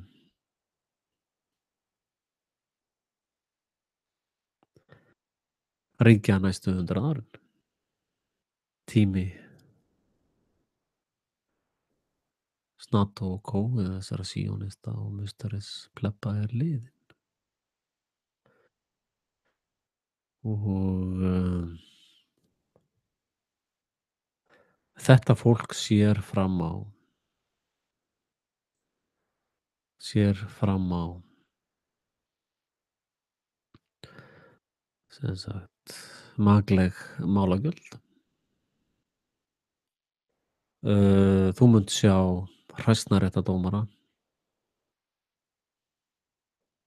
hugsanlega tekna á lífi með hrottalegum hætti. Ekki það ég mæli ekki með því, sko.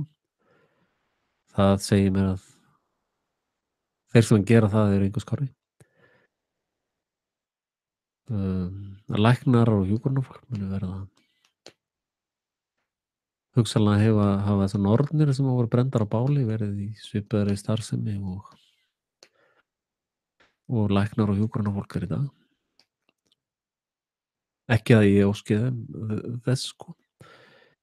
Ég er bara að spá fyrir það í spilin sem ég sé, sko. Og ekki trúa þeim eitt frekar að þú vilt, sko. Þetta er bara svona Frelsi TV session, sko. Og þeir sem að þetta á erindi við skilja nákvæmlega hvað ég er að segja. Þeir sem hafa hæfileika til að gera hluti, skapa hluti, rækta garðinn sinn, þeir munu bara hafa það gott áfram. Og ef þú vilt læra af einhverjum, læru af Amis fólkinu. Þeir eru mestu snillingar jarðar í dag. Það er enginn snjallari en Amis fólkið í heiminum í dag. Og ég ætlaði nú kannski véninni, ég er nú fann að hætta henni allega þessu vesinni, að sko ég er áhugaði að stofna Amis plus internet. Það væri frábært. Og þið veitir náttúrulega að það er gegndarlaus ritskoðun á internetinu. Þar eru stundar bókabrennur daglega. Það er nánast allir mínir sorsar sem ég var að hlusta á. Það er bara búið að loka allir þeirra rásum. Ég heyr ekkert meira í þeim. Og það tekur alltaf mikið meiri tíma fyrir mig núna að finna út úr málum. Það voru svona lengi með Vegas til dæmis.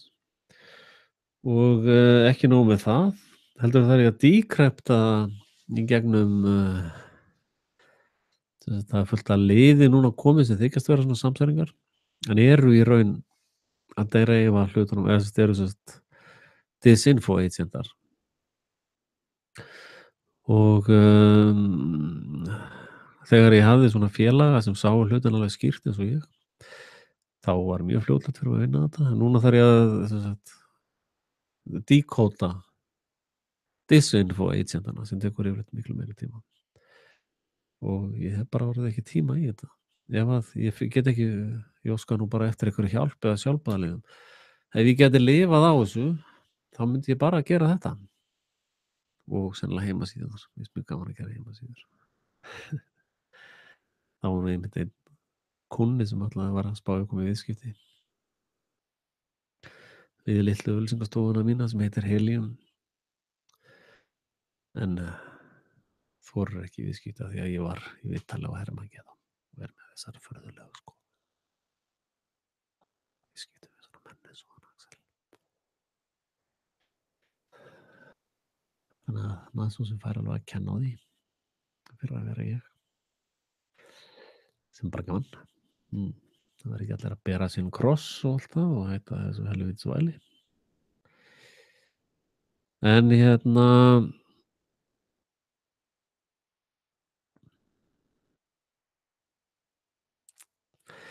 já, jarðskjálftinn í Íran var hernaðaraðgerð. Þetta var man-made jarðskjálfti. Framkvæmdur annaðhvort með sprengiefnum eða með þessum rot of God sem þeir kalla. Þá fara þeir með rods eða svona stangir með helíumbelgjum langt upp í himininn. Svo sleppa þeir þeim á ákveðna staði sem losar spennu í bergi eða framkvæmir jarðskjálftann jafnvel. Og flestur eru nú búin að átta sig á því að veður, allir þessir hurrikanar og það eru stýrðir fellibyljir. Þeir eru man-made weapons. Þeir sem hafa lesið Codex Alimentarius átta sig á því að við erum undir árásum í gegnum matvælinn okkar. Það er verið að þurrka upp næringu í öllu mat.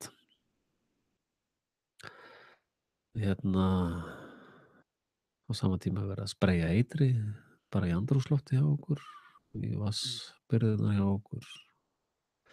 Maturinn okkar er fullur af eitri. Til dæmis ástæðan fyrir að kjötið er svona rautt hjá þér, það er af því að það er notað Cyclone B til að gera það rautt. Það er bara þvílíkar æfingar á matnum rétt að hann dettur inn á búðaborðið eða búðaplássið.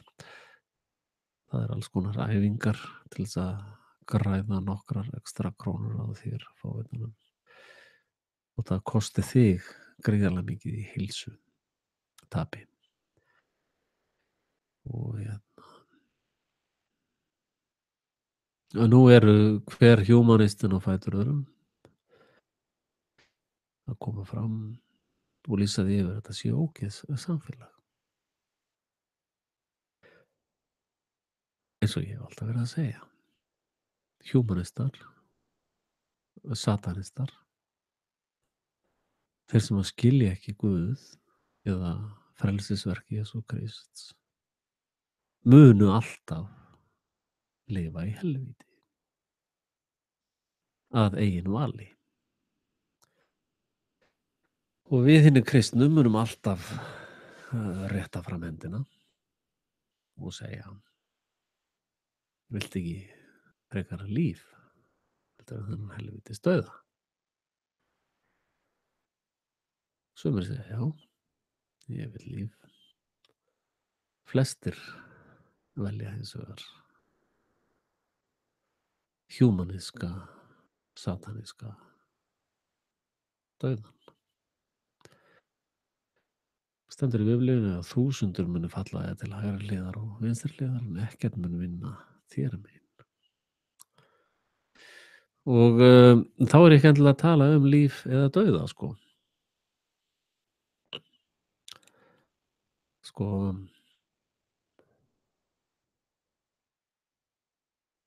Þegar ég var 15 ára, ég nenni ekki að tala um barnæskuna, það var óbúslega erfiður tími og óbúslega, já, fjölskylda mín. Fyrir utan náttúrulega næsta level fyrir ofan, ömmu mína og systur hennar, Bebba elskan mín, Bebba frænka og maðurinn hennar Guðmundur og Unnur kona hans Karls sem var bróðir ömmu. Þetta fólk var ofsalega gott við mig, yndislegt. Næsti level fyrir neðan, móðir mín og systkini hennar og Kolbrún, nei, semst hérna Ragnhildur, hérna Karlsbönnin, Magnús Karlsson, viðbjóðslegt fólk, alveg viðbjóðslegt pakk. Og föðurætti mín, systir mín og bróðir minn, viðbjóðslegt fólk alveg. Sem að ég er óbúslega þakklátur fyrir að þurfa ekki að vera í samskiptum við. En það segir Biblían, látið hina dauðu grafa hina dauðu. Og ég er á því að einstæð móðir ætti ekki að fá að ala upp drengbörn eða drengi. Það ætti ekki að láta það viðgangast. Byggt á reynslu. Og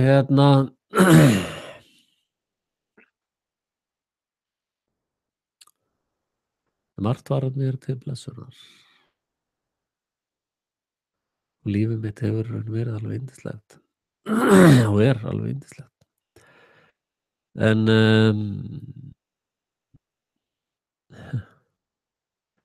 veit ég hvort þið áttu ykkur á því að perla, svona perlufesti og allt þetta, ein svona perla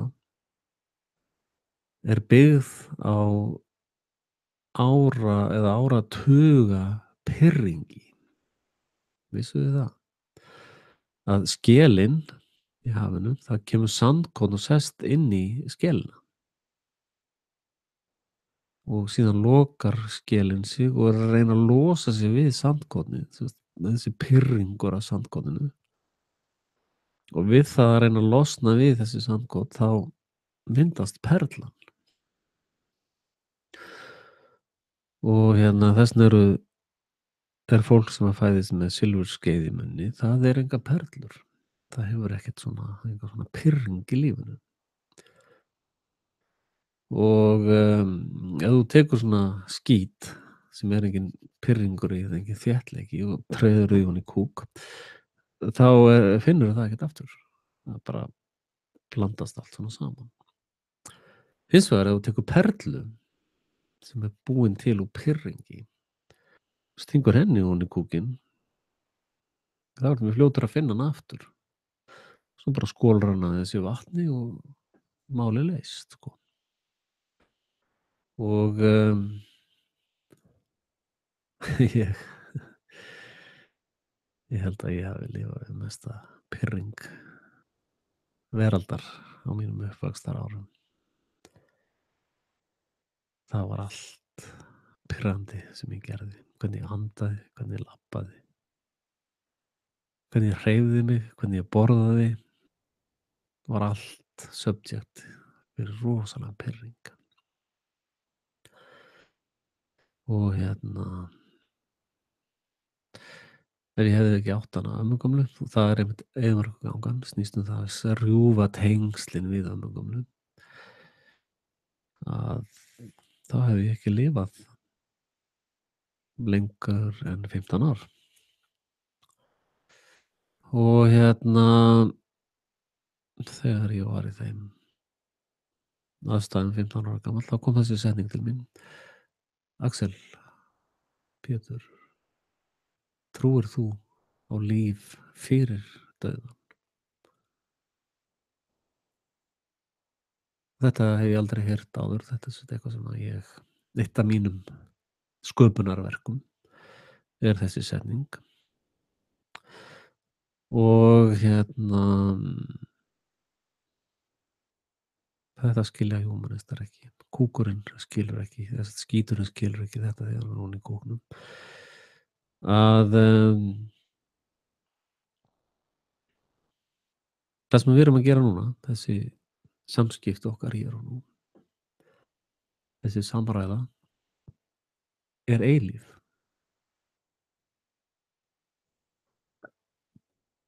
Þetta er lífið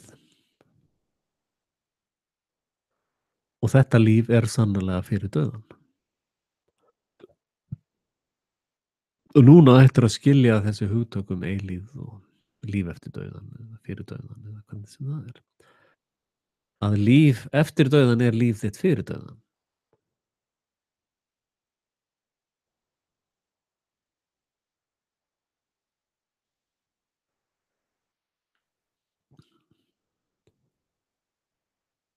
Það sem að það sem að breytti heiminum var þegar að þrælarnir misstu óttann við dauðan. Þá breyttust hlutirnir í heiminum. Af því það er öflugasta stjórnkerfi andskotans yfir þér og öllum manneskjum.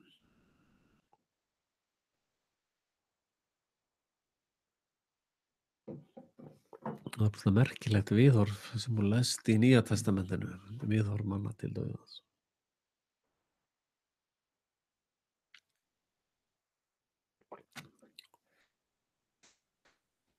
Og já,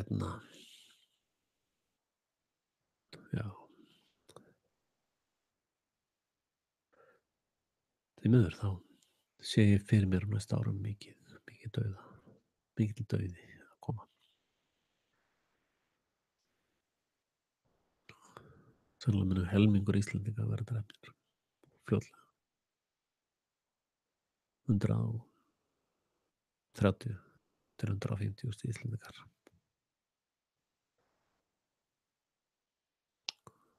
Tvær og hálf milljón Norðmanna. Cirka 4,5 milljón Svía. Og þetta er bara útgefin áætlun hernaðarbandalagsins NATO eða verktaka þeirra. Og já,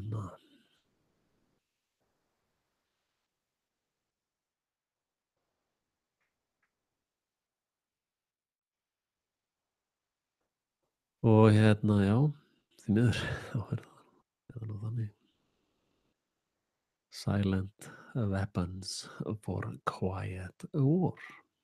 Það meira að segja eitt myndband til á þessar rás sem að fjallar það. Að þú ert undir eiturefna árásum daginn út og daginn inn. Og vonandi hrynur þetta helvítis kerfi nú rætt að það drepi ekki marga. Sko, Trump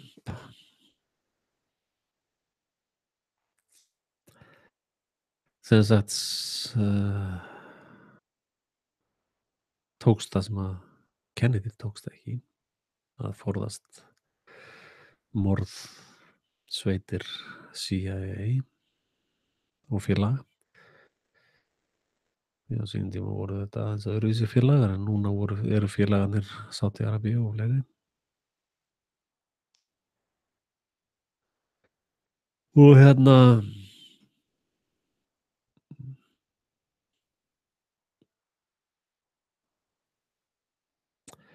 það sem veldur mér áhyggjum er að það er allir fastir einhvern veginn í hópismannum, sko.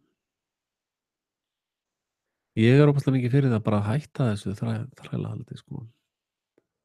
Og við séum allir kóngar. Við kóngarnir. Við séum konungar eigin lífs. Og það merkilega er að það er alveg hægt að gera það bara núna. Bara on this very minute.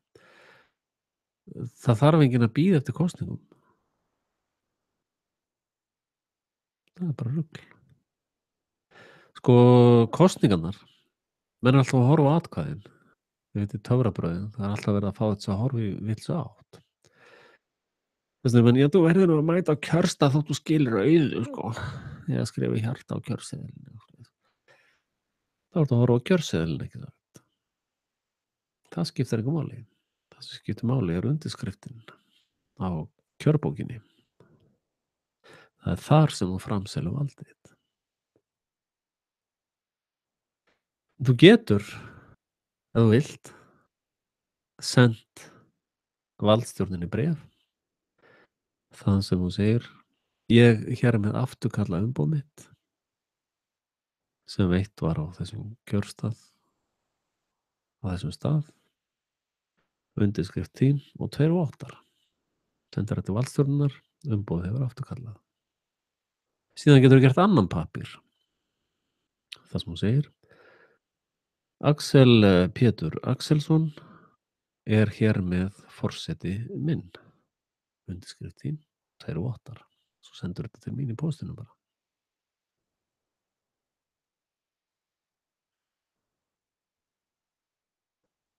Og ef nógu margir gera þetta, þá er ég forsetinn á Íslandi og ræð því sem þar gerist.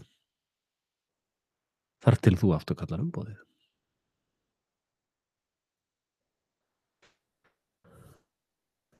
Þannig á meðan að þú ert fáviti, heimskingi, þá uppskerðu það sem þú átt skilið.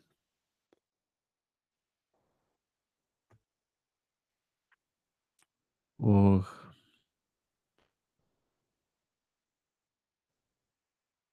nöldur þitt og kveinstafir eru einskis virði. Af því að heimska þín hefur svo hátt, það heyrir enginn hvað þú ert að segja. Bara enginn.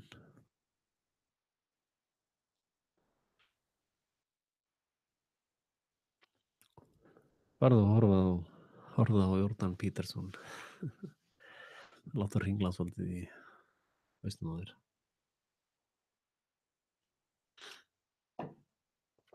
Hlauptu annar hring í eyðimörkinni. Taktu önnur 42 ár.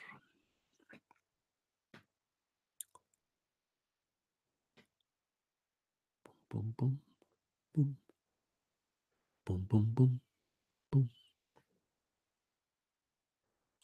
Dú-dú-dúm, dúm, dú-dú-dúm. Dú-dú-dúm. Þú verður að kjósa.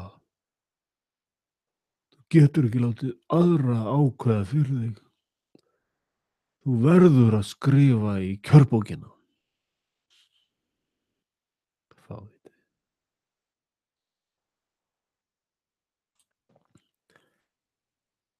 Já, takk. Já, takk.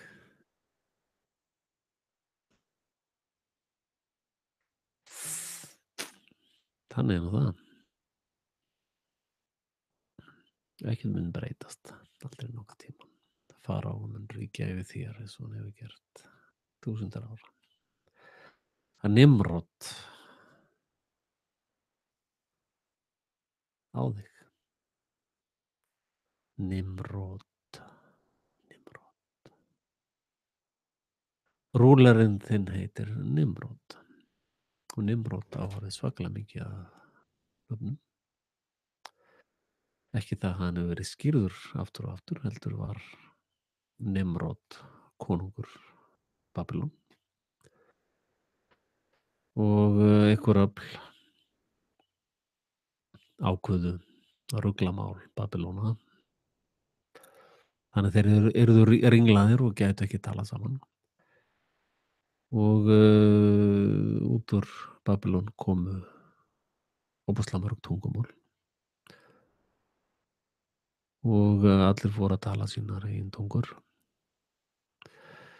Og Nimrod, nafnið Nimrod, fékk nýtt nafn í hverju tungumáli. Það er ástæðan fyrir því að Nimrod, það er ástæðan fyrir að Nimrod er til undir mörgum nöfnum. Og elsta hernaðartækni veraldar er sennilega Divide and Conquer. Og það reyndi að útskýra það fyrir kellingum. Það er ekki hægt. Hún mun aldrei skilja það. Aldrei nokkurn tímann. Og þá verður maður bara að sleppa höndunum, sko. Bara, ok, gerðu sem þú vilt. Og sama tíma er verið að skera upp lítil börn í Sýrlandi, Írak, Líbíu.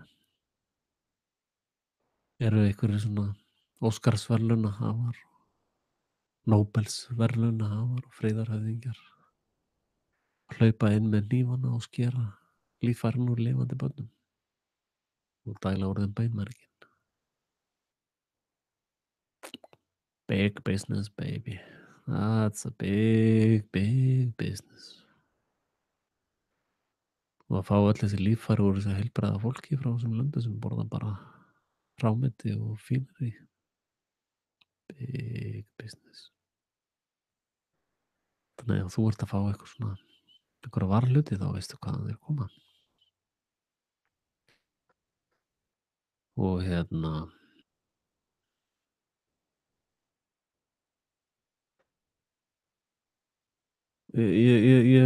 veistu, ég er kannski eins og gömul grammófónsplata föst með nálina í sama verðinu.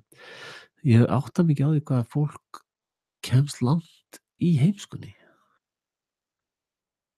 Öðruvísi en að labba fram með bjargi eða einhvern veginn að bara deyja, sko. Að þeir sem eru ótrúlega mikið á móti innflytjendum eða fólki sem er að koma inn í landið, ég er ekki að segja þessi hlynntu því eða neitt, ég er bara að segja þessi hópar af fólki sem er alltaf að mótmæla innflytjendum. Ég var að víkjunum get bara fengi eldri borgarnir þurfa að fá mat og það er ekki að fá hérna bara fullt af fólki inn í landið. En ég styð Ísrael. Já, þeir eru bestir, sko. Heyrðu, Síónistan er bara á ströndinni við Evrópu og hjálpa flóttamönnum að koma inn í Evrópu. Ha, hvað er það? Ha, þetta er svo ótrúlegt, sko.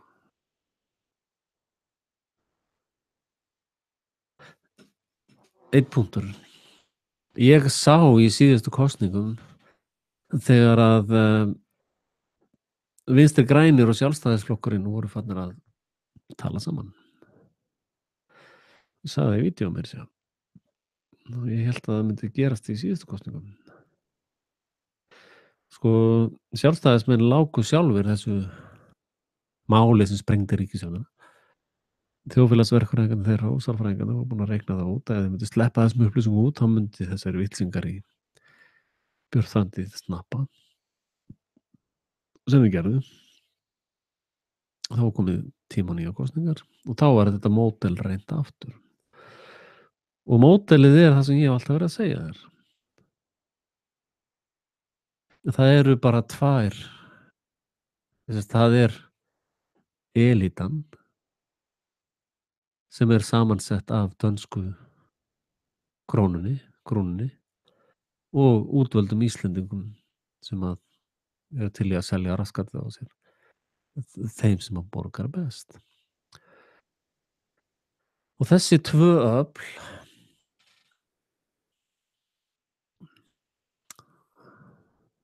eru sammála allt. Þú verður áfram fátækur, þú verður áfram í baslinu, þú ert að vinna fyrir öllu. Við, elitan, tökum það sem við viljum og borgum ekki skatta og ekki neitt. Og fuck you. Og þú ferð alltaf á kjörstað og kvittar í bókina fyrir þessu. Af því að þú ert heimski. Og ert að fá það sem mátt skilið. Og þú ert samfærað það að Axel sé geðveikur. Eða eitthvað. Og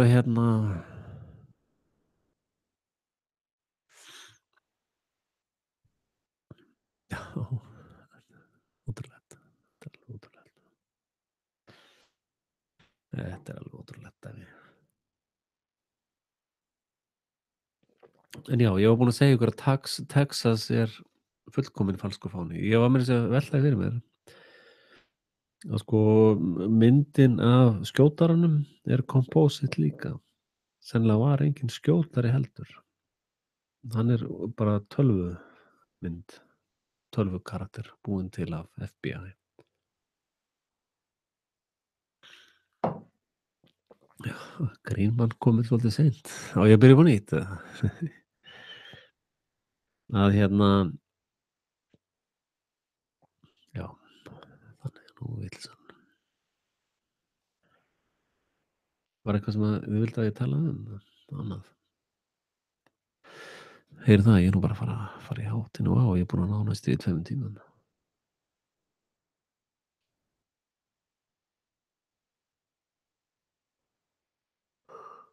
Já, þetta er mikið basic, ég nenni því ekki. En hérna, af hverju er enginn annar svona samsæringur að koma upp? Guðjón náttúrulega hefur haldið kyndlinum á lofti svolítið. Og þó að það taki rosalega tíma að bíða eftir perlunum hjá honum, þá kemur hann alltaf með þær reglulega. Og hérna,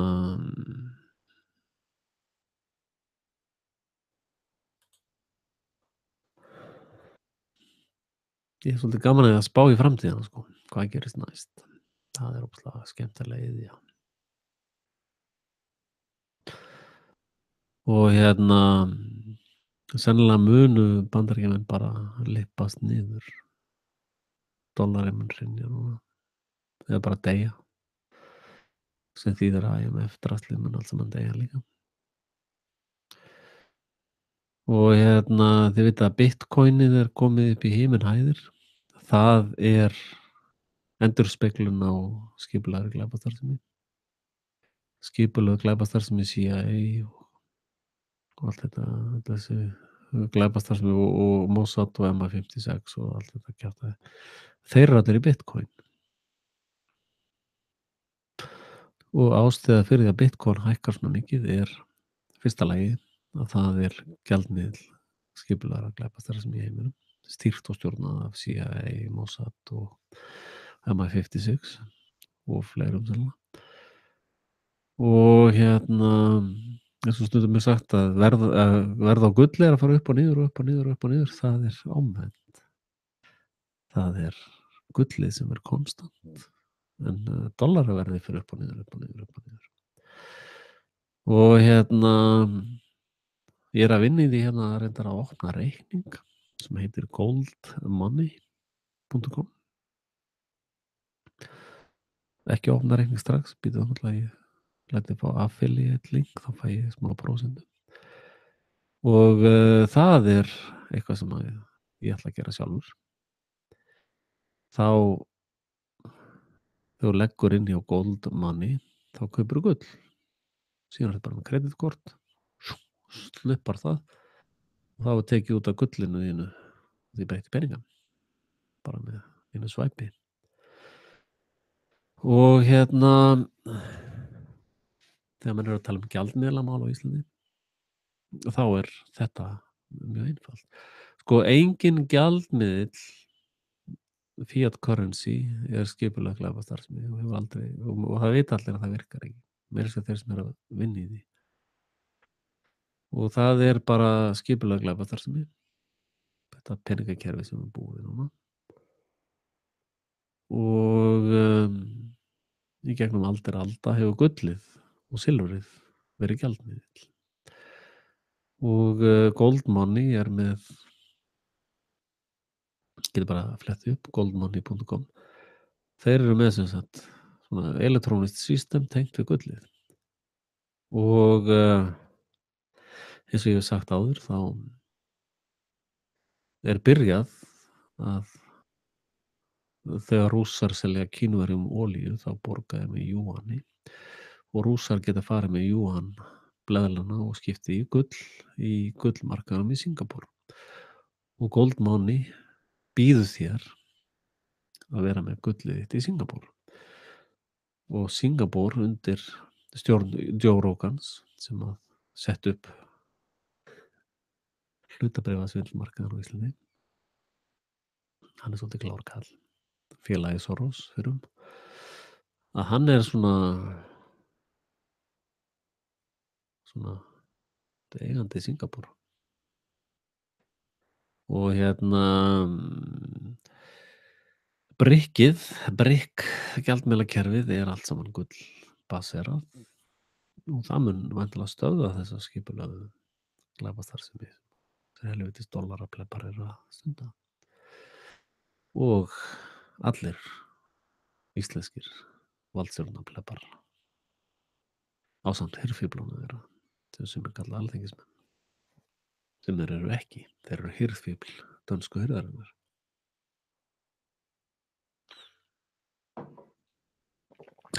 Coin.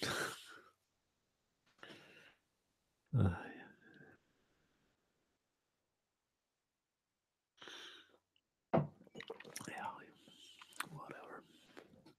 Það tekur ekkert yfir. Það er bara gull og silfur.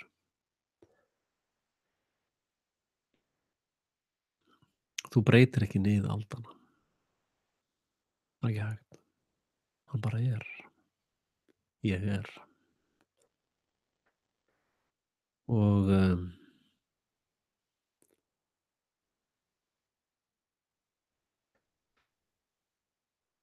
annarkvort vaknar fólk eða við höldum áfram beina leið til helvítis. Ég muni kenningar mínar, eða þess ekki bara kenningar mínar, þið munið að Dresden, þar var fólk brennt lifandi í borgunum. Það var fólk sem fór hún í kjallara til þess að verjast sprengjunum og það brann innanfrá lifandi. Af því að með ákveðinni sprengjutækni í seinni heimsstyrjöldinni, ákveðinni tegunda sprengjutækni, þá gastu blandað sprengjum þannig að þú náðir upp 1500-1600 gráða hita í borgunum. Og flestar manneskjur sem eru staddar í 1500-1600 gráða hita lifa það ekki. Og ég sá myndband af sprengjuflugvélum B-52 þar sem þeir byrjuðu að hleypa út fosfórsprengjum. Þetta er svona fosfórsblys sem er þvílíkt viðbjóðsefnið, brennir fólk lifandi með því. Þeir hleypa fyrst fosfóri út og síðan hleypa þeir úr sprengjulúgunni 5-10 tegundum af sprengjum. Og út úr því kemur þessi kokteil. Og þegar við erum að tala Holocaust, tala það, ég get okkur alveg til fangelsi fyrir að tala það. Ég veit ekki alveg hvernig lögin er í Svíþjóð. En ég sést bara að bladra skoðanir mínar, ég hef enga sannanir fyrir því og ég veit ekki þetta. Ég bara tjá mig þetta.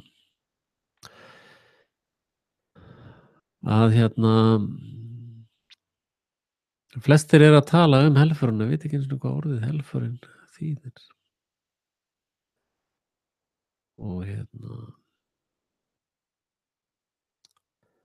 mér segja þýðingin Holocaust þýðir helför, það stemmir ekki.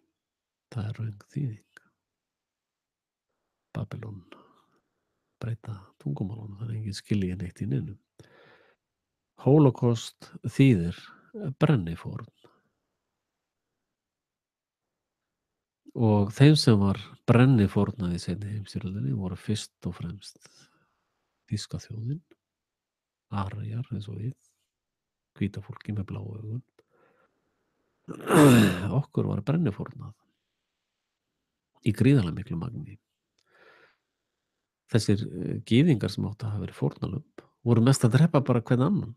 Soros hefur sagt það stoltur í 60 mínútum að hann drap gyðingar til þess að fá peningana þeirra. Og hann sagði, ég sé ekkert eftir því.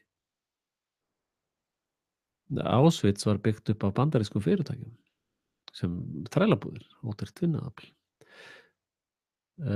Operation Paperclip, þá fluttu þeir alla þessa nýðinga frá Þýskalandi til Bandaríkjanna. Operation Sionistan, og þá var restina af vídeóunum flutt þangað og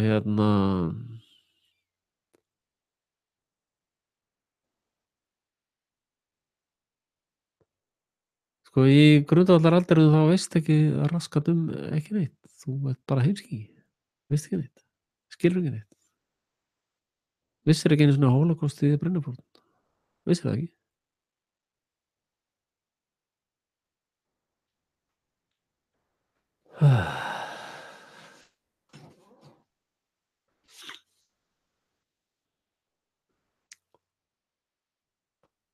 Já, varstu eitthvað í græna stöffinu, mann minn?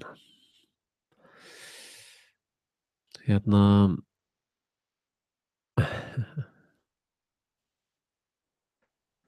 þeir sem eru ósammála mér skora á okkur, opna YouTube-brás og senda mér linkinn og blastið mig alveg í botn, sko. Það elska ég. Elska gagnrýni þegar fólk er ósammála mér. En ég held ég fari að hætta í kvöld. Þakka ykkur fyrir komuna, kæru hlustendur. Og þeir sem vilja að ég verði næsti forseti íslenska lýðveldisins og taki að mér að loka þeirri búllu algjörlega, þá er það spennandi verkefni.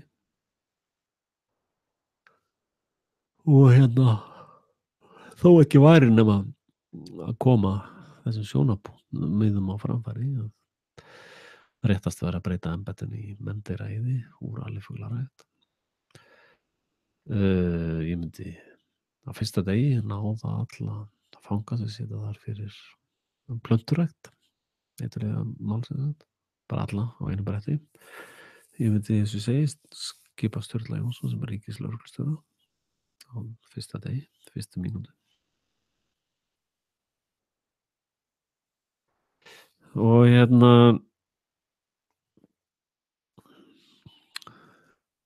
myndi gera alls konar fíneri og dúlleri. Ég myndi breyta öllum lóðaleigusamningum í eignasamninga. Að Íslendingar eigi sitt land undir sínu húsi. Ég myndi skipta öllu landinu jafnt á milli íslenska ríkisborgara. Allir myndi fá 1.300 og eitthvað þúsundasta hlut af landinu, merkt upp og skráð á þig.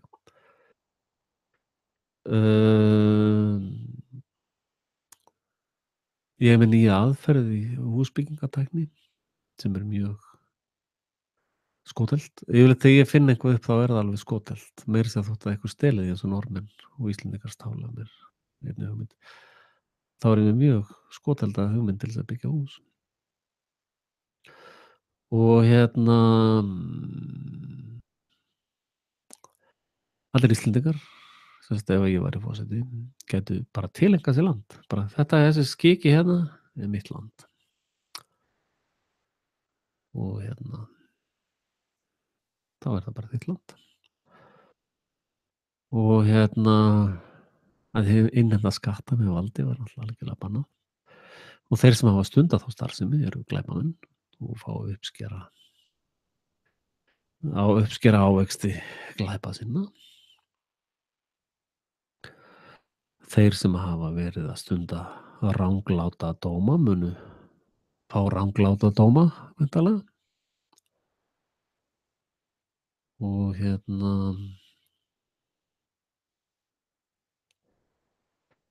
já,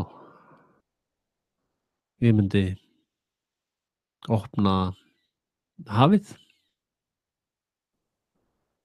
Þú sem Íslendingur getur bara sótt þér mat þangað í miklu magni. Þú þarft ekki að eyða krónu í mat frekar en þú vilt. Og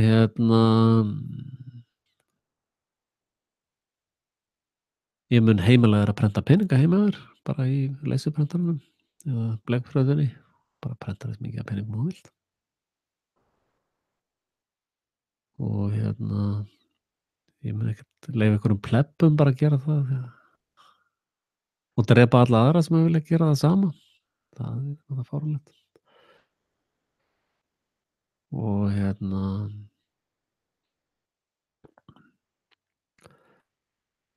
síðan mun ég senda alla Dani til Danmerkur, þar sem þeir eiga heima. Og bara allt í góðu lagi með það. Þeir geta bara verið heima hjá sér og við erum bara heima hjá okkur. Síðan mun ég gera eðlilega kröfu í framsal helmings af Kaupmannahöfn til Íslendinga.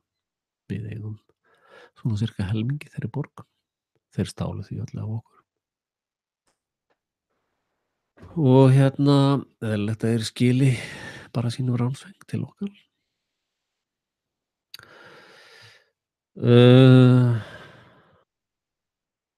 Ég mun að sjálfsögðu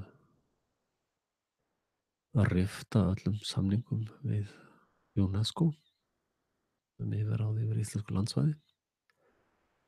Og ef þeir vilja sárabætur fyrir því, þá geta þeir fengið hausan af þeim sem skrifum undir þá samninga þeir vilja. Það er bara eðlileg krafa. Og eins og við gerðum með kaþólska biskupinn muniði. Það var höfuð og hún var sent heim. Og Íslendingar munu ekki vera þrælar.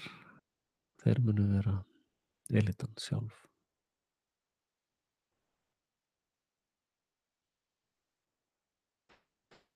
Og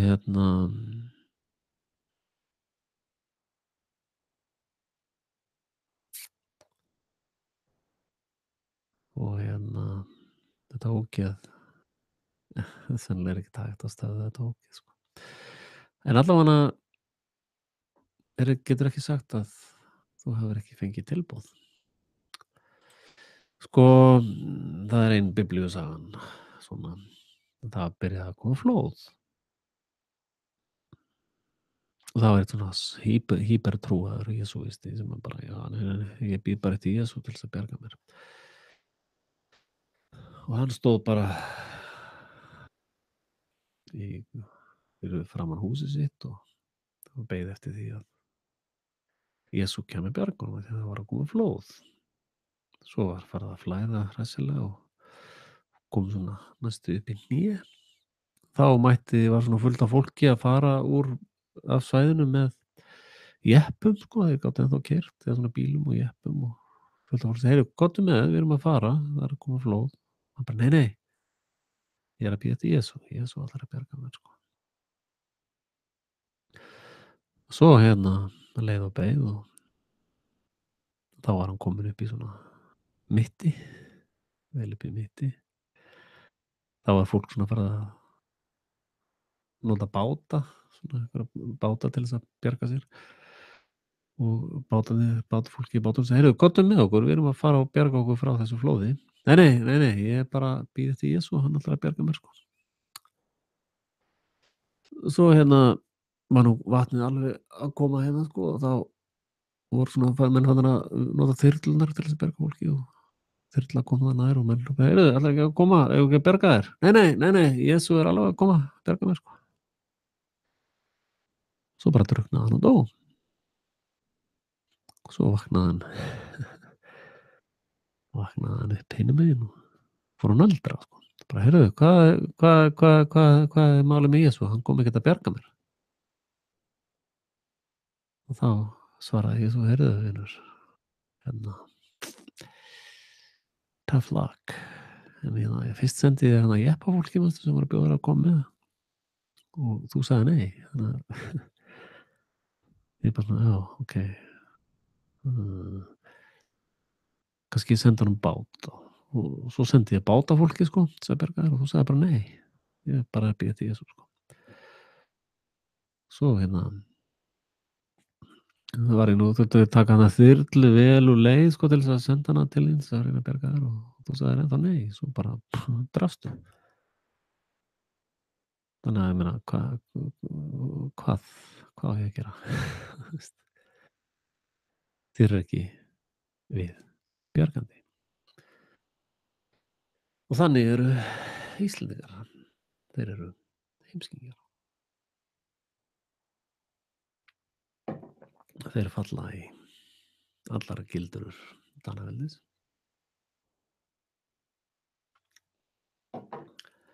Þeir vita næstu því ekki hvað snýr upp eða hvað snýr niður. Þeir trúa því að rammgerðustu stálbyggingar heims hafi fallið til jarðar á 8 sekúndum að því bara. Þeir trúa því að það sé hægt að taka niður 43 eða stálgreinda byggingu niður með sígarettum eða eldspýtum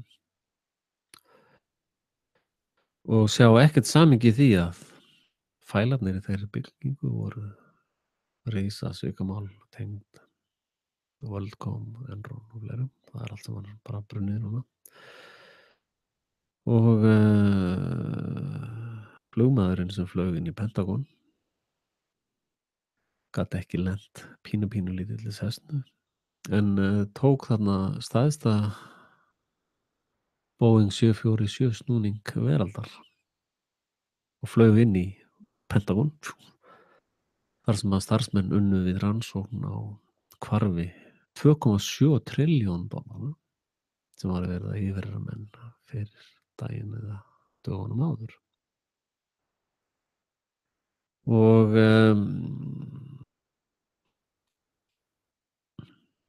vegna heimskuðinnar og sennilega heilaskaða vegna skólakerfisins og þjóðfélagsins þá lifirðu bara einhver svona doða og enga stjórn á lífinu eða tilveruðinni eða neinu, bara svona eins og laufblað í vindi nema laufblöðin þegja en þú nöldrar allan tíman yfir afleiðingum heimskuðinnar. Það er svakalega þreytandi. Hlusta á það. Það er nóg til að læra og stuða.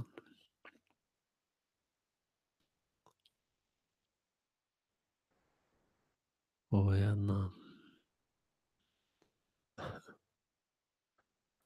farðu núna í eyðimörkugöngu með Frosta og Jördan Mána. Of. Og segðu mér þegar þú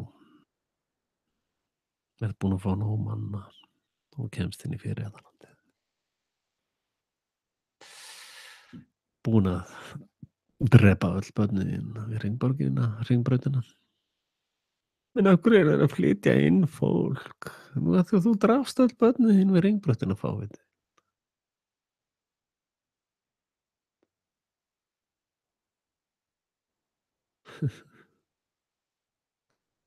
Einmitt.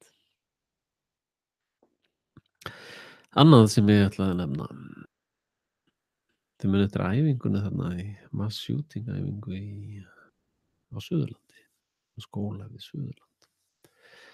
Ein aðferð til þess að finna út hvar falskir fánar munu gerast er síónisk þjóðblaðstjórnun á lögregluembættum. Ef það verður falskur fán á Íslandi þá verður hann annarkvort á Reykjanesi eða Suðurlandi. Og það er stutt í hann. Mjög stutt í hann. Og þegar það gerist þá var það svona told you so moment fyrir mig.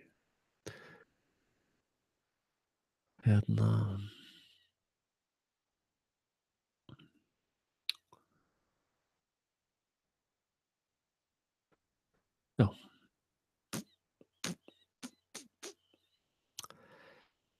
Ég er svolítið spennt að sjá hvað Trump og Pentagon ætlar að gera.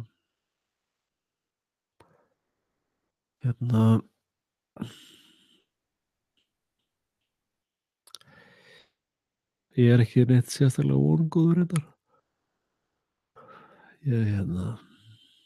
Þú veist, rútínan fyrst er viðskiptastríð, svo er gjaldmiðlastríð og síðan er heitt stríð.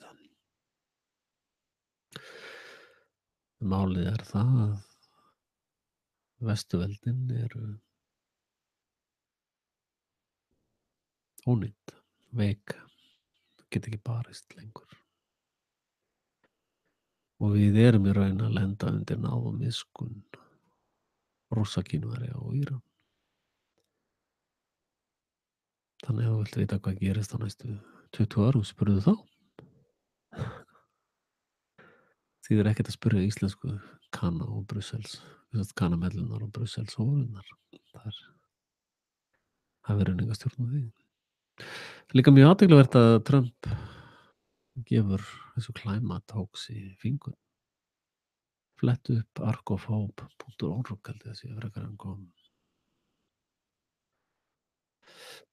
Þá sérðu start arcofhope, getur sett bara leit, síns mér.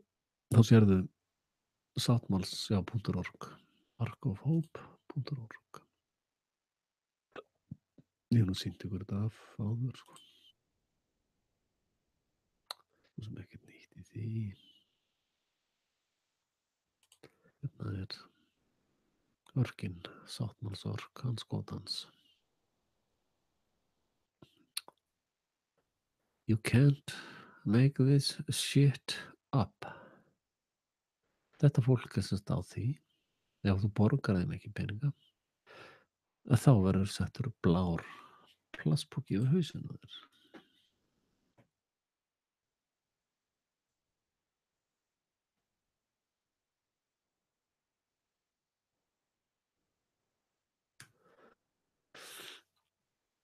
Það er það sem að eru draumar þessa fólks, er að þegar þú getur ekki borgað gjaldið þitt, þá færðu plastpoka yfir hausinn á þér. Af því að þú mátt ekki sleppa meir 7-2 út í raunveruleikann.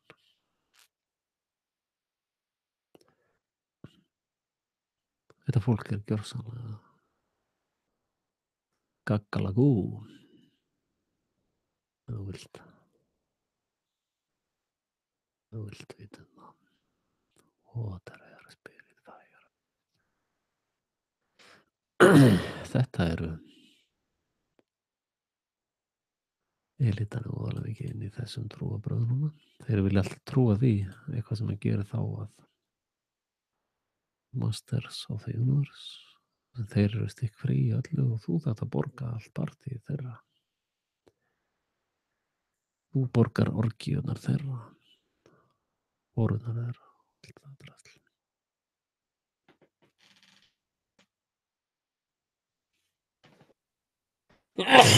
Fyrirgefðu. Og á sama tíma mun fólkið með undir 104 í greindarvistunum, heimska fólkið, mælanlega heimska fólkið, mun fram á rífa börnin af börnunum í fæðingarbildinni. Eða eitthvað svoleiðis. Þannig að falleg mynd sem ég mála, allt svo fallega myndir inn á Frelsi TV, sko. Þetta er alveg æðislegt, svo gaman. Þannig að nú er þið búin að fá live skammtinningar og ég hvet ykkur til þess að senda Frelsi TV gjafir, alveg skattalega, réttar að þetta heiti gjafir. Og ég veit ekkert hvernig ég gerir vídeo aftur. Veit bara ekkert það. Og ég er búin að gefa ykkur uppskrift af lífinu.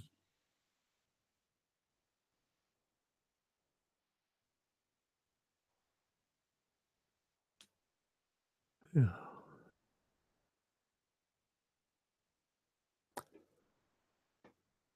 Já, já, það er bara öllu skipt með þjóðinni, með Íslendingum. Íslendingar eiga Ísland eða ekki. Og þessi skipulegu glæpasamtök sem heita valdstjórnin þurfa að uppskera svo þeir að verða að sá. Og ég er nú sannlega eini núlifandi Íslendingurinn sem kann að gera þetta.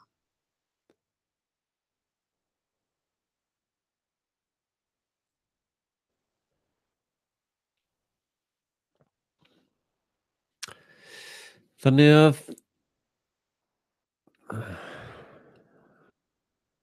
ég vona að þið njótið fóðursins, kæru alifuglar. Vona að þið séu að rækta flugfjaðrir. Ég er reyndar í alveg ágætis málum sjálfur. Ég þarf svolítið að veiða í matinn en það er allt í góða lagi. Hér vex og dafnar fjölskyldan eins og enginn sem morgundagurinn. Og ég hvet Íslendinga til þess að hernema Ísland aftur, vísa Dönum úr landi, byrja á því, og sækja ránsfeng þeirra til Kaupmannahafnar og færa hann heim til Íslands. En það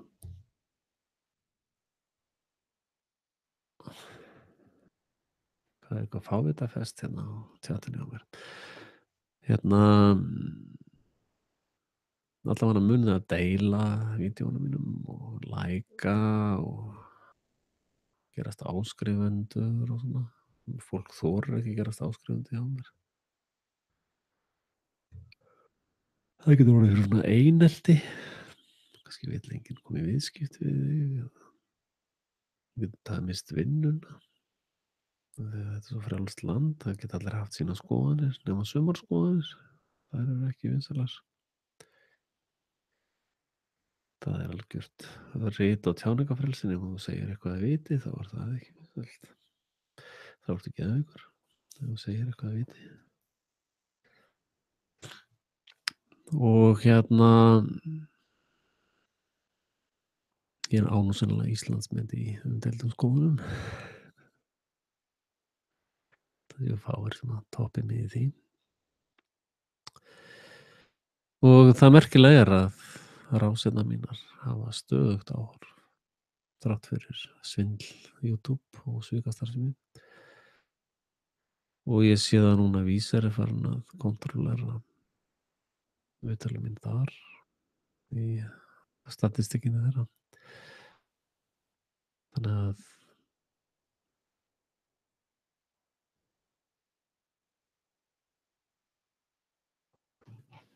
það er bara eitt vandamál í heiminum. Það er heimska sem er skortur á visku.